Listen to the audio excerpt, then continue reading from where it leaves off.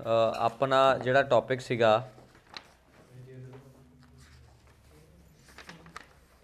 वो आपां लास्ट जिहड़ा कीता सीगा वो आपां कीता सी। मैं ना आह पहला तुहानूं हिस्टरी खत्म करदा, फिर मैं तुहानूं जिहड़े क्वेश्चन आंसर्स की गल कीती सी वो आपां उस तो बाद करांगे।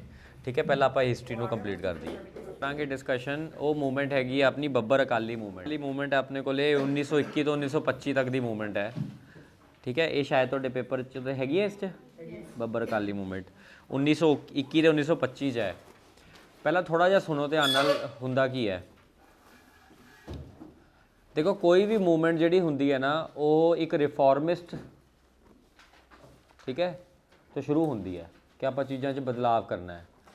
जो बदलाव करते हो तो वो वायलेंस भी हो सकती है तो नॉन वायलेंस बदलाव भी हो सकता है, हिंसक बदलाव भी हो सकता है तो नॉन वायलेंस अहिंसक बदलाव भी हो सकता है। तो ਜਿਹੜੇ ਆਹ ਆਪਾਂ ਗੁਰਦੁਆਰਾ ਰਿਫਾਰਮ मूवमेंट पढ़ी ਸੀਗੀ ਇਹ नॉन वायलेंट ਸੀਗੀ। ਇੱਥੇ ਮੋਰਚੇ ਲਗਾਏ ਗਏ, ਪ੍ਰੋਟੈਸਟ ਹੋਏ, ਲੋਕਾਂ ਨੇ ਸਾਹਮਣੇ ਖੜੇ ਕਿ ਗੁਰਦੁਆਰਿਆਂ 'ਚ ਬਦਲਾਵ ਕੀਤਾ ਜਾਵੇ, ਮਹੰਤਾਂ ਦੇ ਖਿਲਾਫ, ਬ੍ਰਿਟਿਸ਼ ਹਕੂਮਤ ਦੇ ਖਿਲਾਫ, ਰਕਾਬਗੰਜ ਦਾ ਮੋਰਚਾ, ਜੈਤੋ ਦਾ ਮੋਰਚਾ। ਇਹ ਬੇਸਿਕਲੀ ਜਿਵੇਂ ਆਪਣਾ ਦਿੱਲੀ ਦੇ ਵਿੱਚ ਮੋਰਚਾ ਲੱਗਿਆ ਸੀ, ਟੋਟਲੀ ਨॉन ਵਾਇਲੈਂਟ ਮੋਰਚਾ ਸੀਗਾ। तो उस टाइप का यह मूवमेंट ਸੀਗੀਆਂ ਜਿੰਨੀਆਂ ਵੀ ਇਹ ਸੱਤਿਆਗ੍ਰਹਿ ਹੋਏ ਸੀਗੇ। लेकिन ऑब्वियस जी गल है कि इन्हां सारिਆਂ ਦੇ ਵਿੱਚੋਂ कुछ इदां ਦੇ भी हो सकते हैं। ठीक है, इदां ਦੀ भी सिचुएशन डेवलप हो सकती है। इधर आ जाओ मोहित, इधर आ जाओ, इधर आ जाओ सामने।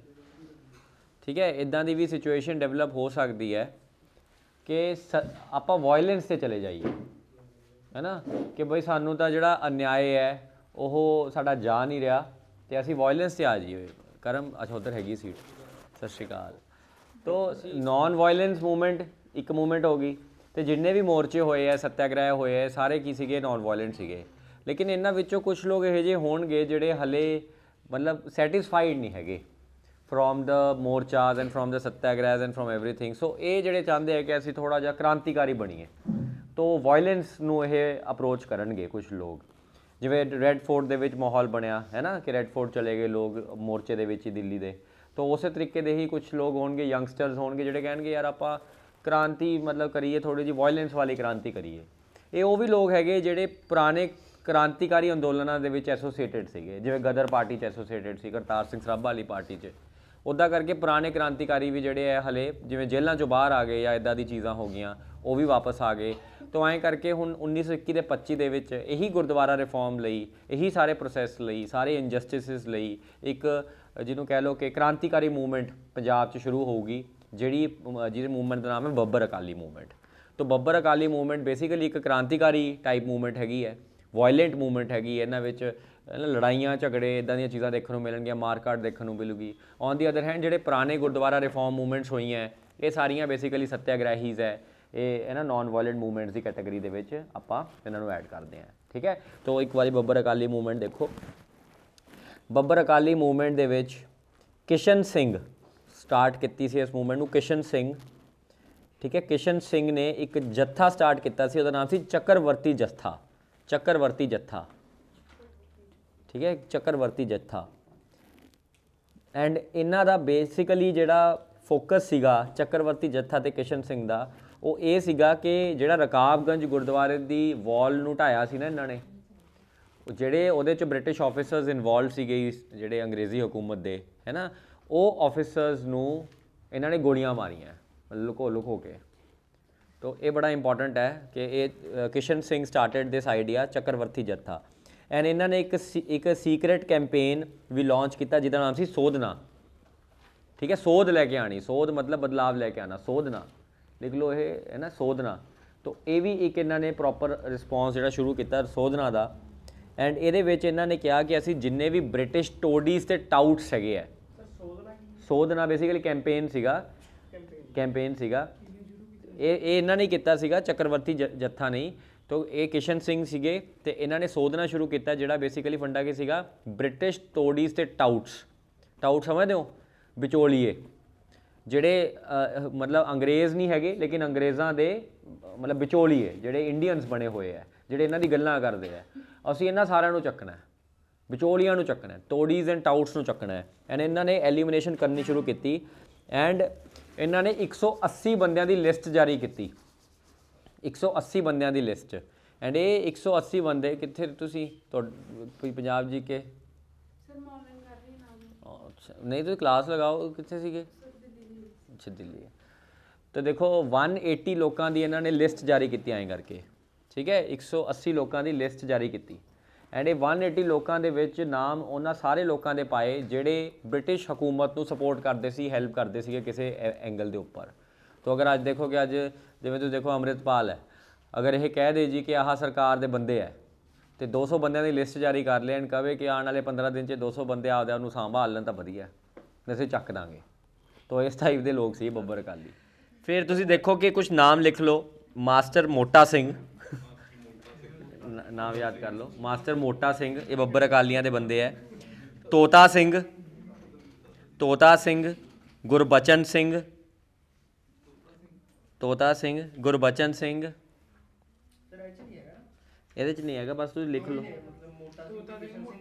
ਬਸ ਮੋਟਾ ਤੇ ਤੋਤਾ ਯਾਦ ਕਰ ਲਓ। ਕਿਸ਼ਨ ਸਿੰਘ ਇੱਕ ਹੋ ਗਿਆ, ਮੋਟਾ ਤੋਤਾ ਯਾਦ ਕਰ ਲਓ ਮੋਟਾ ਤੋਤਾ, ਠੀਕ ਹੈ, ਮੋਟਾ ਸਿੰਘ ਤੇ ਤੋਤਾ ਸਿੰਘ,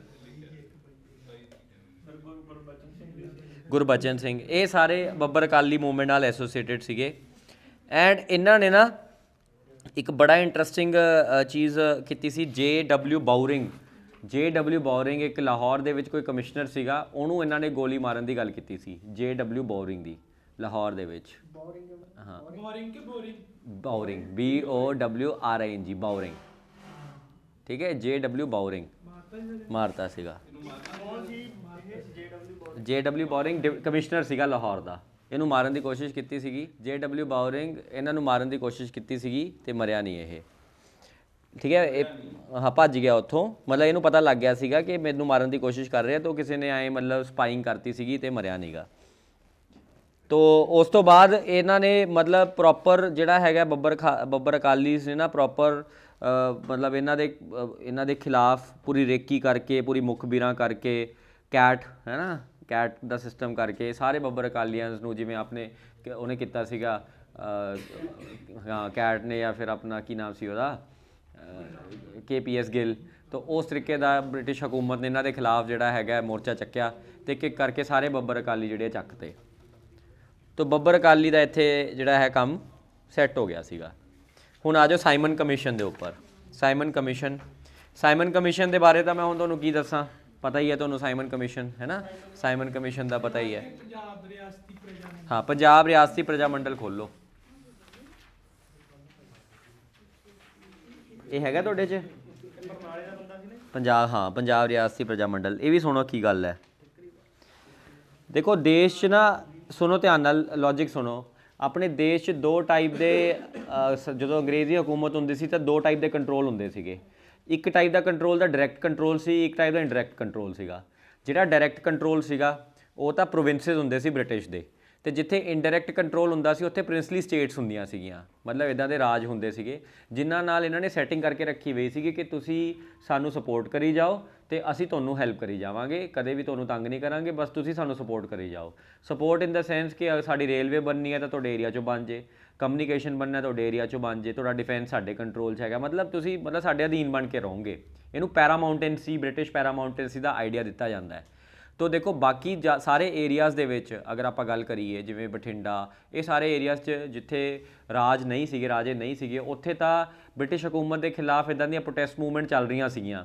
ਲੇਕਿਨ ਜਿਹੜੀਆਂ ਸਟੇਟਸ ਸੀਗੀਆਂ, ਜਿਵੇਂ ਪਟਿਆਲੇ ਦਾ ਸਟੇਟ ਹੋ ਗਿਆ, ਰਾਜਪੂਤਾਨਾ ਸਟੇਟਸ ਹੋ ਗਿਆ, ਕਸ਼ਮੀਰ ਸਟੇਟ ਹੋ ਗਈ, ਜੋਧਪੁਰ ਦੀ ਸਟੇਟ ਹੋ ਗਈ, ਇਹ ਸਟੇਟਸ ਦੇ ਵਿੱਚ ਦੋ ਪ੍ਰੋਬਲਮ ਸੀਗੀਆਂ।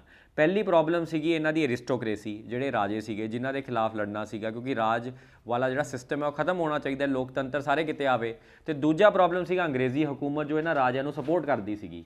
ਤੋ ਅਲਟੀਮੇਟਲੀ ਇਹਨਾਂ ਸਟੇਟਸ ਦੇ ਵਿੱਚ ਵੀ ਕੁਛ ਮੂਵਮੈਂਟਸ ਜਿਹੜੀਆਂ ਸ਼ੁਰੂ ਹੋਈਆਂ, ਹੈ ਨਾ, ਜਿਹੜੀਆਂ ਸਟੇਟਸ ਦੇ ਵਿੱਚ ਮੂਵਮੈਂਟ ਸ਼ੁਰੂ ਹੋਈਆਂ to get independence from the ਰਾਜੇ, from the aristocracy as well as from the British ਹਕੂਮਤ। ਜਿਹੜੀਆਂ ਆਹ ਮੂਵਮੈਂਟ ਸ਼ੁਰੂ ਹੋਈਆਂ ਇਹਨਾਂ ਸਟੇਟਸ ਦੇ ਵਿੱਚੋਂ, ਇਹਨਾਂ ਨੂੰ ਪੀਪਲ ਸਟੇਟ ਮੂਵਮੈਂਟਸ ਕਿਹਾ ਜਾਂਦਾ ਹੈ। ਅਤੇ ਰਿਆਸਤ ਮੰਡਲਾਂ ਬਣੀਆਂ ਬਹੁਤ ਜ਼ਿਆਦਾ, ਕਿ ਇੱਥੇ ਵੀ ਮੰਡਲਸ ਬਣੇ, ਅਤੇ ਇਹ ਸਾਰੇ ਮੰਡਲਸ ਦਾ ਬੇਸਿਕ ਕੰਮ ਕੀ ਹੋਊਗਾ ਕਿ ਅਸੀਂ ਕੋਸ਼ਿਸ਼ ਕਰਾਂਗੇ ਕਿ ਇੱਥੇ ਲੋਕਾਂ ਨੂੰ ਜਾਗਰੂਕ ਕਰਨ ਦੀ, ਕਿ ਆਪਾਂ ਆਪਣੇ ਰਾਜੇ ਦੇ ਨਾਲ ਲੜੀਏ, ਅਤੇ ਪਲੱਸ ਜਿਹੜੇ ਰਾਜੇ ਨੂੰ ਪਿੱਛੋਂ ਸਪੋਰਟ ਮਿਲ ਰਹੀ ਹੈ ਫਰੋਮ ਦ ਬ੍ਰਿਟਿਸ਼ ਹਕੂਮਤ, ਉਹਦੇ ਨਾਲ ਲੜੀਏ।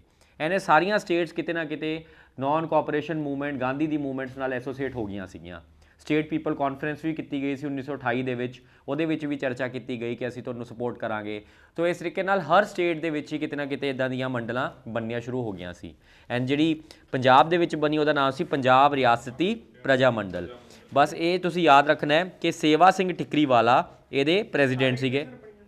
ਹਾਂ, ਕਾਫੀ ਏਰੀਆਜ਼ 'ਚ ਬਣੀਆਂ ਸੀ, ਪੰਜਾਬ 'ਚ ਵੀ ਬਣੀ, ਠੀਕ ਹੈ। ਪੰਜਾਬ 'ਚ ਮਤਲਬ ਪੰਜਾਬ 'ਚ ਜਿਵੇਂ ਪੈਪਸੂ ਵਾਲੇ ਏਰੀਆਜ਼ ਹੋ ਗਏ, ਪਟਿਆਲੇ ਵਾਲਾ, ਨਾਭੇ ਵਾਲਾ, ਕਪੂਰਥਲੇ ਵਾਲਾ, ਇਹ ਸਾਰੇ ਏਰੀਆਜ਼ ਹੋ ਗਏ। ਤੋ ਸੇਵਾ ਸਿੰਘ ਠਿਕਰੀਵਾਲਾ ਜਿਹੜਾ ਸੀ, ਸੇਵਾ ਸਿੰਘ ਠਿਕਰੀਵਾਲਾ ਆਫ ਪਟਿਆਲਾ, ਠੀਕ ਹੈ, was elected as president and ਭਗਵਾਨ Singh Longowal was elected as general secretary। ਤੋ ਇਹ ਦੋਨੋਂ ਨਾਮ ਤੁਸੀਂ ਯਾਦ ਰੱਖਣੇ ਹੈ। ਕਈ ਵਾਰੀ ਇਹ ਸਵਾਲ ਪੁੱਛ ਲੈਂਦੇ ਆ ਕਿ ਜਦੋਂ ਪੰਜਾਬ ਰਿਆਸਤੀ ਪ੍ਰਜਾ ਮੰਡਲ ਬਣੀ ਸੀ ਤੋ ਸੇਵਾ ਸਿੰਘ ਠਿਕਰੀਵਾਲਾ, ਠੀਕ ਹੈ, ਸੇਵਾ ਸਿੰਘ ਠਿਕਰੀਵਾਲਾ ਐਂਡ ਭਗਵਾਨ ਸਿੰਘ ਲੋਂਗੋਵਾਲ, ਇਹ ਦੋਨੋਂ ਜਿਹੜੇ ਸੀਗੇ ਜਨਰਲ ਸੈਕਟਰੀ ਸੀਗੇ, ਮਤਲਬ ਪ੍ਰੈਜ਼ੀਡੈਂਟ ਤੇ ਜਨਰਲ ਸੈਕਟਰੀ। ਅੱਛਾ, ਸੇਵਾ ਸਿੰਘ ਠਿਕਰੀਵਾਲ। ਤੋ ਬਸ ਇਹ ਬੜਾ ਇੰਪੋਰਟੈਂਟ ਹੋ ਜਾਂਦਾ ਹੈ। ਭਗਵਾਨ ਸਿੰਘ ਇਹ ਜਨਰਲ ਸੈਕਟਰੀ ਸੀਗੇ, ਜਨਰਲ ਸੈਕਟਰੀ ਸੀਗੇ। ਬਸ ਮੇਨ ਲੋਂਗੋਵਾਲ ਉਹੀ ਜਿਨ੍ਹਾਂ ਦਾ ਸਲਾਈਟ ਕਾਲਜ ਨਹੀਂ ਹੈਗਾ, ਸੰਤ ਲੋਂਗੋਵਾਲ, ਉਹ ਵਾਲੇ ਏਰੀਆ ਦੇ ਹੈਗੇ ਆ ਇਹ। ਫਿਰ ਤੁਸੀਂ ਦੇਖੋ ਕਿ ਇੰਡੀਅਨ ਨੈਸ਼ਨਲ ਆਰਮੀ 1945 ਦੇ ਵਿੱਚ ਜੰਗ ਲੜੀ। ਇੰਡੀਅਨ ਨੈਸ਼ਨਲ ਆਰਮੀ ਨੇ ਜਾਪਾਨ ਦੀ ਸਪੋਰਟ ਨਾਲ ਸੁਭਾਸ਼ ਚੰਦਰ ਬੋਸ ਦੀ ਨਿਗਰਾਨੀ ਦੇ ਹੇਠਾਂ ਇਸ ਇੰਡੀਅਨ ਨੈਸ਼ਨਲ ਆਰਮੀ ਦੇ ਵਿੱਚ ਵੀ ਕਾਫੀ ਪੰਜਾਬੀਆਂ ਨੇ ਪਾਰਟਿਸਿਪੇਟ ਕੀਤਾ। ਇਨਫੈਕਟ ਇੱਕ 3 ਇਹੋ ਜਿਹੇ ਬੰਦੇ ਸੀਗੇ, ਸ਼ਾਹ ਨਿਵਾਸ, ਗੁਰਬਖਸ਼ ਸਿੰਘ ਐਂਡ ਪ੍ਰੇਮ ਸਹਿਗਲ। ਇਹ 3 ਇਹੋ ਜਿਹੇ ਬੰਦੇ ਸੀਗੇ ਜਿਹੜੇ ਹਿੰਦੂ, ਮੁਸਲਿਮ ਤੇ ਸਿੱਖ ਸੀਗੇ, ਜਿਨ੍ਹਾਂ ਦੇ ਖਿਲਾਫ ਇੰਡੀਅਨ ਨੈਸ਼ਨਲ ਆਰਮੀ ਦੇ ਟਰਾਇਲਸ ਵੀ ਚੱਲੇ ਐਂਡ ਰੈੱਡ ਫੋਰਟ 'ਚ ਟਰਾਇਲਸ ਹੋਏ ਐਂਡ ਇਹਨਾਂ ਨੂੰ ਦਗੇਬਾਜ਼, ਧੋਖੇਬਾਜ਼ ਜਾਂ ਦੇਸ਼ ਦਰੋਹੀ ਦੇ ਚਾਰਜਸ ਲਗਾਏ ਗਏ, ਸੈਡੀਸ਼ਨ ਦੇ ਚਾਰਜਸ ਲਗਾਏ ਗਏ। ਲੇਕਿਨ ਅਲਟੀਮੇਟਲੀ ਇਹ ਜਿਹੜੇ ਲੋਕ ਹੈਗੇ ਆ ਡਿਸਾਈਡਡ ਕਿ ਨਹੀਂ, ਅਸੀਂ ਤਾਂ ਦੇਸ਼ ਲਈ ਲੜਾਂਗੇ। ਤੋ ਪੰਜਾਬੀਆਂ ਨੇ ਇੰਡੀਅਨ ਨੈਸ਼ਨਲ ਆਰਮੀ 'ਚ ਵੀ ਬਹੁਤ ਪਾਰਟਿਸਿਪੇਟ ਕੀਤਾ ਸੀਗਾ, ਸਿੱਖ ਰੈਜੀਮੈਂਟ ਨੇ ਸੁਭਾਸ਼ ਚੰਦਰ ਬੋਸ ਦੀ ਓਵਰਆਲ ਲੀਡਰਸ਼ਿਪ ਦੇ ਅੰਡਰ। ਤੋ ਤੁਸੀਂ ਦੇਖੋ ਕਿ ਉਹਦੇ ਵਿੱਚ ਨਾਮ ਆ ਜਾਂਦਾ ਹੈ ਜਿਵੇਂ ਕੈਪਟਨ ਮੋਹਨ ਸਿੰਘ, ਜਿਨ੍ਹਾਂ ਨੇ ਸਟਾਰਟ ਕਰਵਾਇਆ ਸੀ ਇਹ ਪੂਰਾ ਪ੍ਰੋਸੈਸ, ਹੈ ਨਾ। ਐਂਡ ਉਸ ਤੋਂ ਬਾਅਦ ਮੈਂ ਜਿਵੇਂ ਦੱਸਿਆ ਤੁਹਾਨੂੰ ਗੁਰਬਖਸ਼ ਸਿੰਘ, ਜਿਹੜੇ ਗੁਰਬਖਸ਼ ਸਿੰਘ ਸੀਗੇ, ਪ੍ਰੇਮ ਸਹਿਗਲ, ਇਹ ਸਾਰੇ ਵੀ ਇਹਦੇ ਵਿੱਚ ਪਾਰਟਿਸਿਪੇਟ ਕਰ ਰਹੇ ਸੀਗੇ। ਤੋ ਇਹ ਤੁਸੀਂ ਯਾਦ ਰੱਖਣਾ ਹੀ ਰੱਖਣਾ ਇਹਨਾਂ ਨੂੰ। ਫਿਰ ਥੋੜ੍ਹੀ ਜਿਹੀਆਂ ਫਰੀਡਮ ਪਰਸਨੈਲਿਟੀਜ਼ ਤੁਹਾਨੂੰ ਪਤਾ ਹੋਣੀ ਚਾਹੀਦੀਆਂ, ਹੈ ਨਾ। ਹੈਗੇ ਇਹਦੇ ਵਿੱਚ ਫਰੀਡਮ ਪਰਸਨੈਲਿਟੀਜ਼। ਅੱਗੇ ਕੀ ਹੈ? ਉਹੀ ਹੈ, ਫਰੀਡਮ ਪਰਸਨੈਲਿਟੀਜ਼ ਹੈ। ਤੋ ਪਹਿਲਾਂ ਭਗਤ ਸਿੰਘ ਆ ਜਾਓ, ਫਿਰ ਮੇਰੇ ਕੋਲ ਹੈਗੀ ਹੈ ਤੁਹਾਡੇ ਕੋਲ ਭਗਤ ਸਿੰਘ ਤੋਂ ਬਾਅਦ ਸੁਖਦੇਵ, ਫਿਰ ਰਾਜਗੁਰੂ, ਫਿਰ ਊਧਮ ਸਿੰਘ, ਫਿਰ ਉਸ ਤੋਂ ਬਾਅਦ ਸੈਫੂਦੀਨ ਕਿਚਲਿਊ, ਕਰਤਾਰ ਸਿੰਘ ਸਰਾਭਾ ਹੈਗੀ ਹੈ, ਮਦਨ ਲਾਲ ਢੀਂਗਰਾ, ਲਾਲਾ ਲਾਜਪਤ ਰਾਏ। ਚਲੋ ਕੋਈ ਨਾ, ਭਗਤ ਸਿੰਘ ਤੇ ਆ ਜਾਓ ਪਹਿਲਾਂ। ਭਗਤ ਸਿੰਘ ਦਾ ਇਤਿਹਾਸ ਵੈਸੇ ਤਾਂ ਮੈਂ ਤੁਹਾਨੂੰ ਸਾਰਾ ਦੱਸਿਆ ਹੀ ਵੀ ਹੈ, ਬਸ ਇੰਨਾ ਕੁ ਪਤਾ ਹੋਣਾ ਚਾਹੀਦਾ ਕਿ ਚਾਚਾ ਜੀ ਦਾ ਨਾਮ ਅਜੀਤ ਸਿੰਘ ਸੀ ਐਂਡ ਡੈਫੀਨੇਟਲੀ ਫਾਦਰ ਦਾ ਨਾਮ ਕਿਸ਼ਨ ਸਿੰਘ ਸੀ। ਤੋ ਕਿਸ਼ਨ ਸਿੰਘ ਜੀ ਨਾਲ ਵੈਸੇ ਨਹੀਂ ਬਣਦੀ ਸੀ ਭਗਤ ਸਿੰਘ ਜੀ ਦੀ, ਹੈ ਨਾ, ਤੋ ਕਿਸ਼ਨ ਸਿੰਘ ਨਾਲ ਬਣਦੀ ਨਹੀਂ ਸੀ। ਅਜੀਤ ਸਿੰਘ ਜਿਹੜੇ ਸੀਗੇ ਉਹਨਾਂ ਨੇ ਉਹ ਫਾਰਮਰ ਮੂਵਮੈਂਟ 'ਚ ਪਾਰਟਿਸਿਪੇਟ ਕੀਤਾ ਸੀਗਾ, ਜਿਹਦੀ ਆਪਾਂ ਗੱਲ ਕਰਦੇ ਹਾਂ ਬਹੁਤ ਵਾਰੀ ਕਿ ਪਗੜੀ ਸੰਭਾਲ ਜੱਟਾ ਵਾਲਾ ਐਂਡ ਬਨਕੇ ਦਿਆਲ ਨਾਲ ਮਿਲ ਕੇ। ਐਂਡ ਉਸ ਤੋਂ ਬਾਅਦ ਮੈਰਿਜ ਹੋ ਗਈ ਸੀ, ਮੈਰਿਜ ਨਹੀਂ ਹੋਈ, ਇਹਨਾਂ ਨੇ ਕਿਹਾ ਮੈਂ ਵਿਆਹ ਨਹੀਂ ਕਰਾਊਂਗਾ। ਐਂਡ ਅਲਟੀਮੇਟਲੀ ਇਹ ਵੀ ਨਨਕਾਣਾ ਸਾਹਿਬ ਦੇ ਮੈਸੇਕੇਅਰ ਤੋਂ ਕਾਫੀ ਜ਼ਿਆਦਾ ਪਰੇਸ਼ਾਨ ਹੋ ਗਏ ਸੀਗੇ ਕਿ ਮਹੰਸ ਨੂੰ ਬ੍ਰਿਟਿਸ਼ ਸਪੋਰਟ ਕਰਦਾ ਹੈ, ਅਤੇ ਉਹਨਾਂ ਨੇ ਜਿਵੇਂ ਜਲਿਆਂਵਾਲਾ ਬਾਗ ਦੇ ਵਿੱਚ ਜੋ ਹੋਇਆ ਤਾਂ ਉੱਦਾਂ ਦੀ ਹੀ 1921 'ਚ ਨਨਕਾਣਾ ਸਾਹਿਬ 'ਚ ਹੋਇਆ। ਉਦੋਂ ਤਾਂ ਸਾਰੇ ਇੱਕੋ ਹੀ ਹੁੰਦੇ ਸੀਗੇ। ਤਾਂ ਤੁਸੀਂ ਦੇਖੋ ਕਿ ਕਿਵੇਂ ਜੱਥੇ 'ਤੇ ਅਟੈਕਸ ਹੋਏ ਅਤੇ ਕਿਵੇਂ ਉਹ ਸਾਰੀ ਚੀਜ਼ਾਂ ਹੋਈਆਂ। ਐਂਡ ਫਾਈਨਲੀ ਜਾ ਕੇ ਇਹਨਾਂ ਨੇ ਕਿਹਾ ਕਿ ਮੈਂ ਹੁਣ ਮਤਲਬ ਦੇਸ਼ ਦੀ ਆਜ਼ਾਦੀ ਲਈ ਲੜੂੰਗਾ, ਅਤੇ ਇਹਨਾਂ ਨੇ ਕੁਝ ਆਰਗੇਨਾਈਜੇਸ਼ਨਸ ਬਣਾਈਆਂ ਜਿਵੇਂ ਨੌਜਵਾਨ ਭਾਰਤ ਸਭਾ ਦੇ ਫਾਊਂਡਰ ਸੀਗੇ। ਫਿਰ ਹਿੰਦੁਸਤਾਨ ਰਿਪਬਲਿਕ ਐਸੋਸੀਏਸ਼ਨ ਨੂੰ HSRA ਦਾ ਨਾਮ ਇਹਨਾਂ ਨੇ ਦਿੱਤਾ। ਐਂਡ ਜਿਹੜਾ ਹਿੰਦੁਸਤਾਨ ਰਿਪਬਲਿਕ ਐਸੋਸੀਏਸ਼ਨ ਸੀਗਾ ਉਹ ਵੈਸੇ ਕਿਹਨੇ ਫਾਊਂਡ ਆਊਟ ਕੀਤਾ ਸੀ? ਸਚਿੰਦਰ ਨਾਥ ਸਨਿਆਲ ਨੇ। ਇਹ ਉਹੀ ਹੈਗੇ ਜਿਨ੍ਹਾਂ ਨੇ ਬੰਦੀ ਜੀਵਨ ਲਿਖਿਆ ਸੀਗਾ। ਇਫ ਯੂ ਰਿਮੈਂਬਰ, ਜਦੋਂ 1911 ਦੇ ਵਿੱਚ ਲਾਰਡ ਹਾਰਡਿੰਗ 'ਤੇ ਅਟੈਕ ਹੋਇਆ ਸੀਗਾ ਵਾਈਸਰੋਏ ਦੇ ਉੱਪਰ, ਤਾਂ ਹੀ ਵਾਜ਼ ਆਲਸੋ ਇਨਵੋਲਵਡ। ਯਾਦ ਹੈ ਨਾ, ਦਿੱਲੀ ਦੇ ਵਿੱਚ ਅਟੈਕ ਹੋਇਆ ਸੀਗਾ। ਇਹ ਬੜਾ ਜ਼ਰੂਰੀ ਹੈ ਕਿ ਜਿਹੜੇ ਭਗਤ ਸਿੰਘ ਸੀਗੇ ਉਹਨਾਂ ਨੇ ਕੀਰਤੀ ਕਿਸਾਨ ਪਾਰਟੀ ਦੇ ਵੀ ਮੈਂਬਰ ਰਹੇ ਆ, ਉਹ ਕੀਰਤੀ ਕਿਸਾਨ ਪਾਰਟੀ। ਸੋ ਤੁਸੀਂ ਦੇਖੋ ਜਿਵੇਂ ਆਪਣੇ ਪੰਜਾਬ ਦੇ ਵਿੱਚ ਆ ਚੱਲ ਰਿਹਾ ਨਾ ਸਾਰਾ ਕਿਸਾਨ ਅੰਦੋਲਨ, ਉਹਦੇ ਵਿੱਚ ਜਿਹੜੇ ਆਹ ਕਿਸਾਨ ਪਾਰਟੀ ਬਣ ਗਈ ਸੀਗੀ ਬਾਅਦ 'ਚ ਅੰਦੋਲਨ ਤੋਂ ਬਾਅਦ, ਹੈ ਨਾ, ਲੇਬਰ ਅਤੇ ਕਿਸਾਨ ਦੀ ਪਾਰਟੀ। ਉਸੇ ਤਰੀਕੇ ਨਾਲ ਇੱਕ ਪਾਰਟੀ ਬਣੀ ਸੀ ਕੀਰਤੀ ਕਿਸਾਨ ਪਾਰਟੀ, ਐਂਡ ਉਹਦੇ ਵਿੱਚ ਵੀ ਇੱਦਾਂ ਦੇ ਮੁੱਦੇ ਚੱਕੇ ਜਾਂਦੇ ਸੀਗੇ। ਤਾਂ ਭਗਤ ਸਿੰਘ ਇਸ ਪਾਰਟੀ ਦੇ ਵੀ ਮੈਂਬਰ ਸੀਗੇ। ਐਂਡ ਇਹ ਕੀਰਤੀ ਕਿਸਾਨ ਪਾਰਟੀ ਨਾ ਇੱਕ ਮੈਗਜ਼ੀਨ ਪਬਲਿਸ਼ ਕਰਦੀ ਸੀਗੀ ਜਾਗਰੂਕ ਕਰਨ ਲਈ ਲੋਕਾਂ ਨੂੰ about the labour rights, and ਉਹ ਮੈਗਜ਼ੀਨ ਦਾ ਨਾਮ ਸੀ ਕੀਰਤੀ। ਐਂਡ ਭਗਤ ਸਿੰਘ ਨੇ ਕੀਰਤੀ ਮੈਗਜ਼ੀਨ ਦੇ ਵਿੱਚ ਬਹੁਤ ਵਾਰੀ ਆਰਟੀਕਲਸ ਵੀ ਲਿਖੇ ਹੈ। ਤਾਂ ਕਈ ਵਾਰੀ ਕੁਐਸਚਨ ਪੁੱਛਿਆ ਜਾਂਦਾ ਪੇਪਰ 'ਚ ਕਿ ਭਗਤ ਸਿੰਘ ਨੇ ਕਿਹੜੇ ਮੈਗਜ਼ੀਨਸ ਜਾਂ ਕਿਹੜੇ ਉਹਦੇ ਵਿੱਚ ਆਰਟੀਕਲਸ ਲਿਖੇ, ਤਾਂ ਕੀਰਤੀ ਦੇ ਵਿੱਚ ਇਹਨੇ ਆਰਟੀਕਲ ਵੀ ਲਿਖੇ। ਫਿਰ ਨਾ ਇੱਕ ਨਿਊਜ਼ਪੇਪਰ ਆਉਂਦਾ ਸੀ ਰੈਵੋਲੂਸ਼ਨਰੀਜ਼ ਦਾ, ਅੰਡਰਗਰਾਊਂਡ ਨਿਊਜ਼ਪੇਪਰ ਸੀਗਾ। ਅੰਡਰਗਰਾਊਂਡ ਮਤਲਬ ਸਰਕਾਰ ਤੋਂ ਉਹ ਨਹੀਂ ਸੀਗਾ, ਲਾਇਸੈਂਸਡ ਨਿਊਜ਼ਪੇਪਰ ਨਹੀਂ ਸੀਗਾ। ਤੋ ਜਿਵੇਂ ਅੱਜ ਟ੍ਰਿਬਿਊਨ, ਹਿੰਦੁਸਤਾਨ ਟਾਈਮਸ, ਇਹ ਸਾਰੇ ਪਹਿਲਾਂ ਆਪਾਂ ਮੋਦੀ ਤੋਂ ਕਹਿੰਦੇ ਕਿ ਲਾਇਸੈਂਸ ਸਾਨੂੰ ਦਿੱਤਾ ਜਾਵੇ ਪ੍ਰੈਸ ਕਾਉਂਸਲ ਆਫ ਇੰਡੀਆ ਦੇ ਅੰਡਰ, तो फिर जाके इन्हू लाइसेंस मिलता है। लेकिन ये अंडरग्राउंड न्यूज़पेपर सीगा, किते होर ही प्रिंटिंग प्रेस चल रही है, कोई प्रिंटिंग प्रेस का लाइसेंस नहीं हैगा, कुछ नहीं हैगा। तो अंडरग्राउंड लाइसेंस अनलाइसेंस न्यूज़पेपर सी वीर अर्जुन, की नाम सीगा वीर अर्जुन हैगा इहदे च, है ना, वीर अर्जुन। तो भगत सिंह इस वीर अर्जुन न्यूज़पेपर दे विच भी लिखते सीगे, ठीक है। तो ਉਹਦੇ ਵਿੱਚ ਆਪਦਾ ਨਾਮ ਨਹੀਂ ਯੂਜ਼ ਕਰਦੇ ਸੀ ਭਗਤ ਸਿੰਘ ਜੇ ਨਾਮ ਯੂਜ਼ ਕਰਨਗੇ ਤਾਂ ਫੜੇ ਜਾਣਗੇ। ਤਾਂ ਉੱਥੇ ਆਪਦਾ ਨਾ ਸੀਡੋਨੇਮਸ ਯੂਜ਼ ਕਰਦੇ ਸੀਗੇ, ਮਤਲਬ ਇੱਦਾਂ ਦੇ ਨਾਮ ਜਿਹੜੇ ਕਿ ਉਹਨਾਂ ਦਾ ਅਸਲੀ ਨਾਮ ਨਹੀਂ ਹੈ। ਜਿਵੇਂ ਇੱਕ ਸੀਡੋਨੇਮ ਸੀਗਾ ਵਿਦਰੋਹੀ, ਹੈਗਾ ਉਹ ਵਿਦਰੋਹੀ। ਤਾਂ ਵਿਦਰੋਹੀ ਦੇ ਨਾਮ ਤੋਂ ਨਾ ਆਰਟੀਕਲਸ ਲਿਖਦੇ ਸੀ ਉਹਦੇ ਵਿੱਚ। ਇੱਕ ਸੀਡੋਨੇਮ ਯੂਜ਼ ਕਰਦੇ ਸੀ ਬਲਵੰਤ, ਤਾਂ ਬਲਵੰਤ ਦੇ ਨਾਮ ਤੋਂ ਵੀ ਆਰਟੀਕਲ ਲਿਖਦੇ ਸੀਗੇ, ਹੈਗਾ ਬਲਵੰਤ ਸਿੰਘ। हाँ, तो भगत सिंह ही सीगे ये, बलवंत सिंह ते विद्रोही, ये सारे भगत सिंह सीगे। तो ये बड़ा जरूरी है कि, है ना। हाँ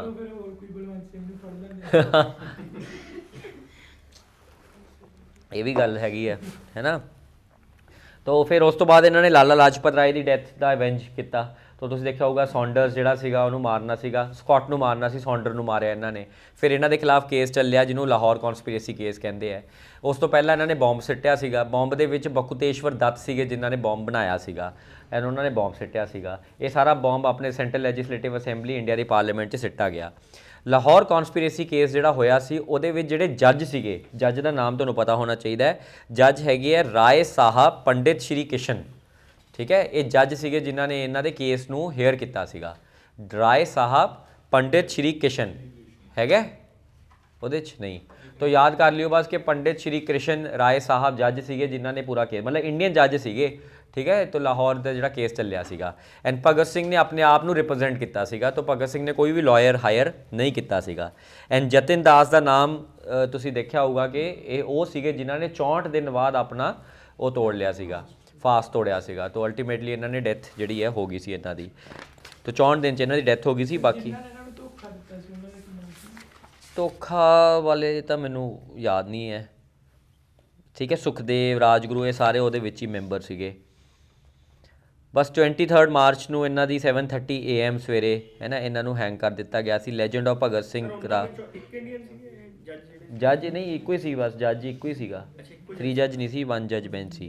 तो इन्हां दी जिहड़ा मैमोरीअल है ना, जिहड़ा इन्हां दा मैमोरीअल है वो कित्थे बनिया? हाँ जी, इन्हां तिन्नां दी याद च जिहड़ा मैमोरीअल है, यस आपां उत्थे गए सीगे। तो तिन्नां दी याद च जिहड़ा है ना मैमोरीअल बनिया नैशनल मार्टीयर मैमोरीअल, हाँ फिरोजपुर दे विच, ठीक है, हुसैनी वाला। तुसीं गए हो उत्थे इन्हां दे मैमोरीअल ते? तो बहुत वधिया लगदा है जाके। तो तुसीं ये सारा याद रखनी है चीज़ां नूं, है ना, क्वेश्चन पुछ लैंदे आ।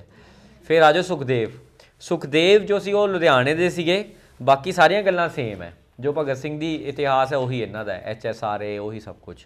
तो बस इन्ना क डिफरेंस है कि लुधियाने दे सी। ऑन दी अदर एंड जिहड़े राजगुरू सीगे ओह महाराष्ट्र तो आए सी। तो राजगुरू पंजाबी नहीं सी, महाराष्ट्र तो सीगे ओह जिहड़े राजगुरू सीगे। एंड राजगुरू जिहड़े सीगे उन्हां दा जिहड़ा ऑनर हैगा उन्हां दे नाम ते एक बहुत की कहंदे है शॉपिंग कॉम्पलैक्स बनाया गया हरियाणा हिसार दे विच, राजगुरू कॉम्पलैक्स हिसार दे विच। फनी है उन्हां दी जिहड़े बर्थ प्लेस है ना महाराष्ट्र च खेड़ ओहदा नाम चेंज करके राजगुर नगर, ठीक है, उसका नाम रखता है। सो ये थोड़ा जिहा याद, राजगुरू नगर, ठीक है। तो ये याद कर लियो थोड़ा जिहा, राजगुरू नगर ये महाराष्ट्र दे सीगे। उधम सिंह दी आपां गल करिए तां की होई दस्सीए, मूवी देख लियो तुसीं, मज़ा ही आ जाऊगा, है ना, देख के। विक्की कौशल ने बड़ी गंदी फिल्म की है मेरा नाम गोविंदा। की हो गया उन्होंने? हाँ यार ਉਹਨੂੰ पता मैं दसा क्यों की है, करण जौहर ने ऑफर की सी ਉਹਨੂੰ। ਉਹ ਆਹ ਇਹਦਾ ਉਹ ਹੈ ਨਾ YRF ਵਾਲਿਆਂ ਦਾ ਸੀਗਾ ਕਿ ਧਰਮਾ ਪ੍ਰੋਡਕਸ਼ਨਸ ਦੀ ਉਹਨੂੰ ਮੂਵੀ ਮਿਲੀ ਜਾਂਦੀ ਸੀਗੀ। ਮੈਂ ਕਹਿੰਦਾ ਮੈਂ ਕਰ ਲੈਣਾ। ਕਰਨ ਜੌਹਰ ਨਾ ਸਭ ਤੋਂ ਯੂਜ਼ਲੈਸ ਬੰਦਾ ਦੁਨੀਆ ਦਾ, ਇੰਨਾ ਵਧੀਆ ਐਕਟਰ, ਇੰਨੀ ਵਧੀਆ ਮੂਵੀ ਕਰਕੇ। ਉਦਮ ਸਿੰਘ ਮੇਰਾ ਨਾਮ ਗੋਵਿੰਦਾ ਬੇਇੱਜ਼ਤੀ ਹੋਈ ਕਰਾਤੀ। ਲੇਕਿਨ ਉਹਦੀ ਨਾ ਇੱਕ ਹੋਰ ਮੂਵੀ ਆ ਰਹੀ ਹੈ ਵਿੱਕੀ ਕੌਸ਼ਲ ਦੀ, ऑन द बायोग्राफी बना रहा है, पता कि लाइफ ते सैम मैनेकशॉ की लाइफ ते। वो मूवी देखने वाली होगी। सैम मैनेकशॉ कौन सीगा जिन्हें 1971 की जंग दे विच इंदिरा गांधी नाल बैठ के जंग जीती सी बंगलादेश की। सैम मैनेकशॉ इंडिया का वो सीगा फील्ड मार्शल सीगा। ਉਸ ਦੇ ਉੱਪਰ ਬਾਇਓਗ੍ਰਾਫੀ ਬਣਾ ਰਿਹਾ ਵਿੱਕੀ ਕੌਸ਼ਲ, ਸੈਮ ਮੈਨੇਕਸ਼ॉ ਦੇ ਉੱਪਰ। ਤੁਸੀਂ ਉਰੀ ਦੇਖੀ ਹੈ ਕਿਸੇ ਨੇ? ਬਸ ਫਿਰ ਤੁਸੀਂ ਦੇਖੋ ਹੈ ਨਾ, ਸੈਮ ਮੈਨੇਕਸ਼ॉ ਵੀ ਉਸ ਲੈਵਲ ਦੀ ਹੋਊਗੀ। ਉਦਮ ਸਿੰਘ ਦੀ ਕਹਾਣੀ ਸੁਣਾਈ ਹੈ ਤਾਂ ਉਦਮ ਸਿੰਘ ਤੁਸੀਂ ਦੇਖੋ ਕਿ ਇਹਨਾਂ ਦਾ ਕੁਛ ਨਾਮ, ਇਹਨਾਂ ਦਾ ਜਿਹੜਾ ਬਰਥ ਨੇਮ ਹੈ ਉਹ ਸ਼ੇਰ ਸਿੰਘ ਸੀਗਾ, ਠੀਕ ਹੈ। ਐਂਡ ਇਸ ਨਾਮ ਦੇ ਵਿੱਚ ਇਹਨਾਂ ਦਾ ਜਨਮ ਹੋਇਆ, ਲੇਕਿਨ ਇਹਨਾਂ ਦੇ ਸਾਰਾ ਕੁਛ, ਇਹਨਾਂ ਦੀ ਫੈਮਿਲੀ ਸਾਰੀ ਖਤਮ ਹੋ ਗਈ ਅਤੇ ਫਿਰ ਇਹ ਅੰਮ੍ਰਿਤਸਰ ਦੇ ਸੈਂਟਰਲ ਖਾਲਸਾ ਔਰਫਨੇਜ ਦੇ ਵਿੱਚ ਜਾ ਕੇ ਰਹਿਣ ਲੱਗ ਗਏ ਸੀ। ਤੋ ਹੀ ਵਾਜ਼ ਐਨ ਔਰਫਨ, ਕੋਈ ਇਹਨਾਂ ਦਾ ਉੱਪਰ ਵਾਲੀ ਵਾਰਸ ਨਹੀਂ ਸੀਗਾ, ਬਿਲਕੁਲ ਔਰਫਨ ਹੋ ਗਏ ਸੀਗੇ। ਐਂਡ ਇਵੈਂਚੁਅਲੀ ਉਦੋਂ ਇਹਨਾਂ ਦੇ ਸਿੱਖੀਜ਼ਮ ਦੇ ਵਿੱਚ ਐਂਟਰ ਹੋਏ ਅਤੇ ਇਹਨਾਂ ਦੇ ਕਾਫੀ ਇਹਨਾਂ ਦੇ ਨਾਮ ਜਿਹੜੇ ਚੇਂਜ ਹੋਏ, ਜਿਵੇਂ ਸ਼ੇਰ ਸਿੰਘ ਜਿਹੜਾ ਉਦਮ ਸਿੰਘ ਬਣ ਗਿਆ। ਐਂਡ ਫਾਈਨਲੀ ਫਿਰ ਇਹ 17 ਸਾਲ ਦਾ ਉਦਮ ਸਿੰਘ ਪੂਰੀ ਦੁਨੀਆ ਘੁੰਮਣ ਚਲਾ ਗਿਆ। ਜਲਿਆਂਵਾਲਾ ਦਾ ਬਾਗ ਦਾ ਜਦੋਂ ਮੈਸੇਕਰ ਹੋਇਆ ਸੀ ਉਦੋਂ ਉਦਮ ਸਿੰਘ ਅੰਮ੍ਰਿਤਸਰ 'ਚ ਹੀ ਸੀਗੇ, ਇਨਫੈਕਟ ਬਿਲਕੁਲ ਨਾਲ ਸੀਗੇ ਜਦੋਂ ਮੈਸੇਕਰ ਹੋਇਆ। ਇਹਨਾਂ ਨੇ ਆਪ ਜਾ ਕੇ ਉੱਥੇ ਲਾਸ਼ਾਂ ਨੂੰ ਪਾਣੀ, ਮਤਲਬ ਜਿਹੜੇ ਆਲਮੋਸਟ ਅੱਧ ਮਰੇ ਲੋਕ ਸੀ ਉਹਨਾਂ ਦੇ ਮੂੰਹ 'ਚ ਪਾਣੀ ਪਾਏ, ਬਹੁਤ ਕੁਛ ਕੀਤਾ। ਫਿਰ ਰਾਤ ਨੂੰ ਜਾ ਕੇ ਸਰੋਵਰ ਦੇ ਵਿੱਚ ਇਹਨਾਂ ਨੇ ਇਸ਼ਨਾਨ ਵੀ ਕੀਤਾ ਗੋਲਡਨ ਟੈਂਪਲ ਦੇ। ਤੋ ਇਹਨਾਂ ਦੇ ਅੱਖਾਂ ਦੇ ਸਾਹਮਣੇ ਪੂਰਾ ਇਹ ਐਪੀਸੋਡ ਹੋਇਆ ਸੀ ਜਲਿਆਂਵਾਲਾ ਬਾਗ ਦਾ। ਹੁਣ ਜਦੋਂ ਤੁਹਾਡੇ ਅੱਖਾਂ ਦੇ ਸਾਹਮਣੇ ਐਡਾ ਵੱਡਾ ਕੋਈ 400-500 ਬੰਦਿਆਂ ਦਾ ਐਪੀਸੋਡ ਹੋ ਜੇ, ਤੁਸੀਂ ਚੁੱਪ ਕਰਕੇ ਥੋੜ੍ਹੀ ਬੈਠੋਗੇ। ਸੋ ਇਵੈਂਚੁਅਲੀ ਇਹ ਬਹੁਤ ਹੀ ਮਤਲਬ ਹੈ ਨਾ ਗਲਤ ਜੀ ਗੱਲ ਹੋ ਗਈ ਸੀਗੀ। ਤੋ ਇਸ ਕਰਕੇ ਫਿਰ ਇਹਨਾਂ ਨੇ ਕਿਹਾ ਕਿ ਮੈਂ ਹੁਣ ਇਹਦਾ ਬਦਲਾ ਲਊਂਗਾ ਸਮਹਾਓ। ਤੋ ਉਦੋਂ ਬਾਅਦ ਇਹ started to plan things out. And ਇਹਨਾਂ ਪਲੈਨਿੰਗ ਦੇ ਵਿੱਚ ਇਹਨਾਂ ਨੇ ਬਹੁਤ ਜਗ੍ਹਾ 'ਤੇ ਕੰਮ ਵੀ ਕੀਤਾ, ਜਿਵੇਂ ਬੜਾ ਇੰਟਰਸਟਿੰਗ ਹੈ, ਇਹ US ਦੇ ਵਿੱਚ ਵੀ ਕੰਮ ਕਰਦੇ ਹੈ, ਇਹ ਸੈਨ ਫਰਾਂਸਿਸਕੋ ਦੇ ਵਿੱਚ ਜਾਂਦੇ ਹੈ, ਡੈਟਰੋਇਟ ਦੇ ਵਿੱਚ ਇਹ ਕੰਮ ਕਰਦੇ ਹੈ, ਠੀਕ ਹੈ। ਡੈਟਰੋਇਟ ਦੇ ਵਿੱਚ, ਡੈਟਰੋਇਟ ਅਗਰ ਮੈਂ ਤੁਹਾਨੂੰ ਦੱਸਾਂ ਤਾਂ ਡੈਟਰੋਇਟ ਇਜ਼ ਲਾਈਕ US ਦਾ ਪੂਨੇ ਹੈ। ਉਹ ਪੂਨਾ ਮਤਲਬ ਬੇਸਿਕਲੀ ਕਿ ਜਿੱਥੇ ਨਹੀਂ IT ਨਹੀਂ ਯਾਰ, Detroit is not a IT, California IT hub ਹੈ। ਡੈਟਰੋਇਟ ਇਜ਼ ਪੂਨਾ 'ਚ ਕੀ ਹੈ, ਆਪਣੀ ਆਟੋਮੋਬਾਈਲ ਇੰਡਸਟਰੀ ਹੈ, ਮਕੈਨੀਕਲ ਇੰਜੀਨੀਅਰਿੰਗ।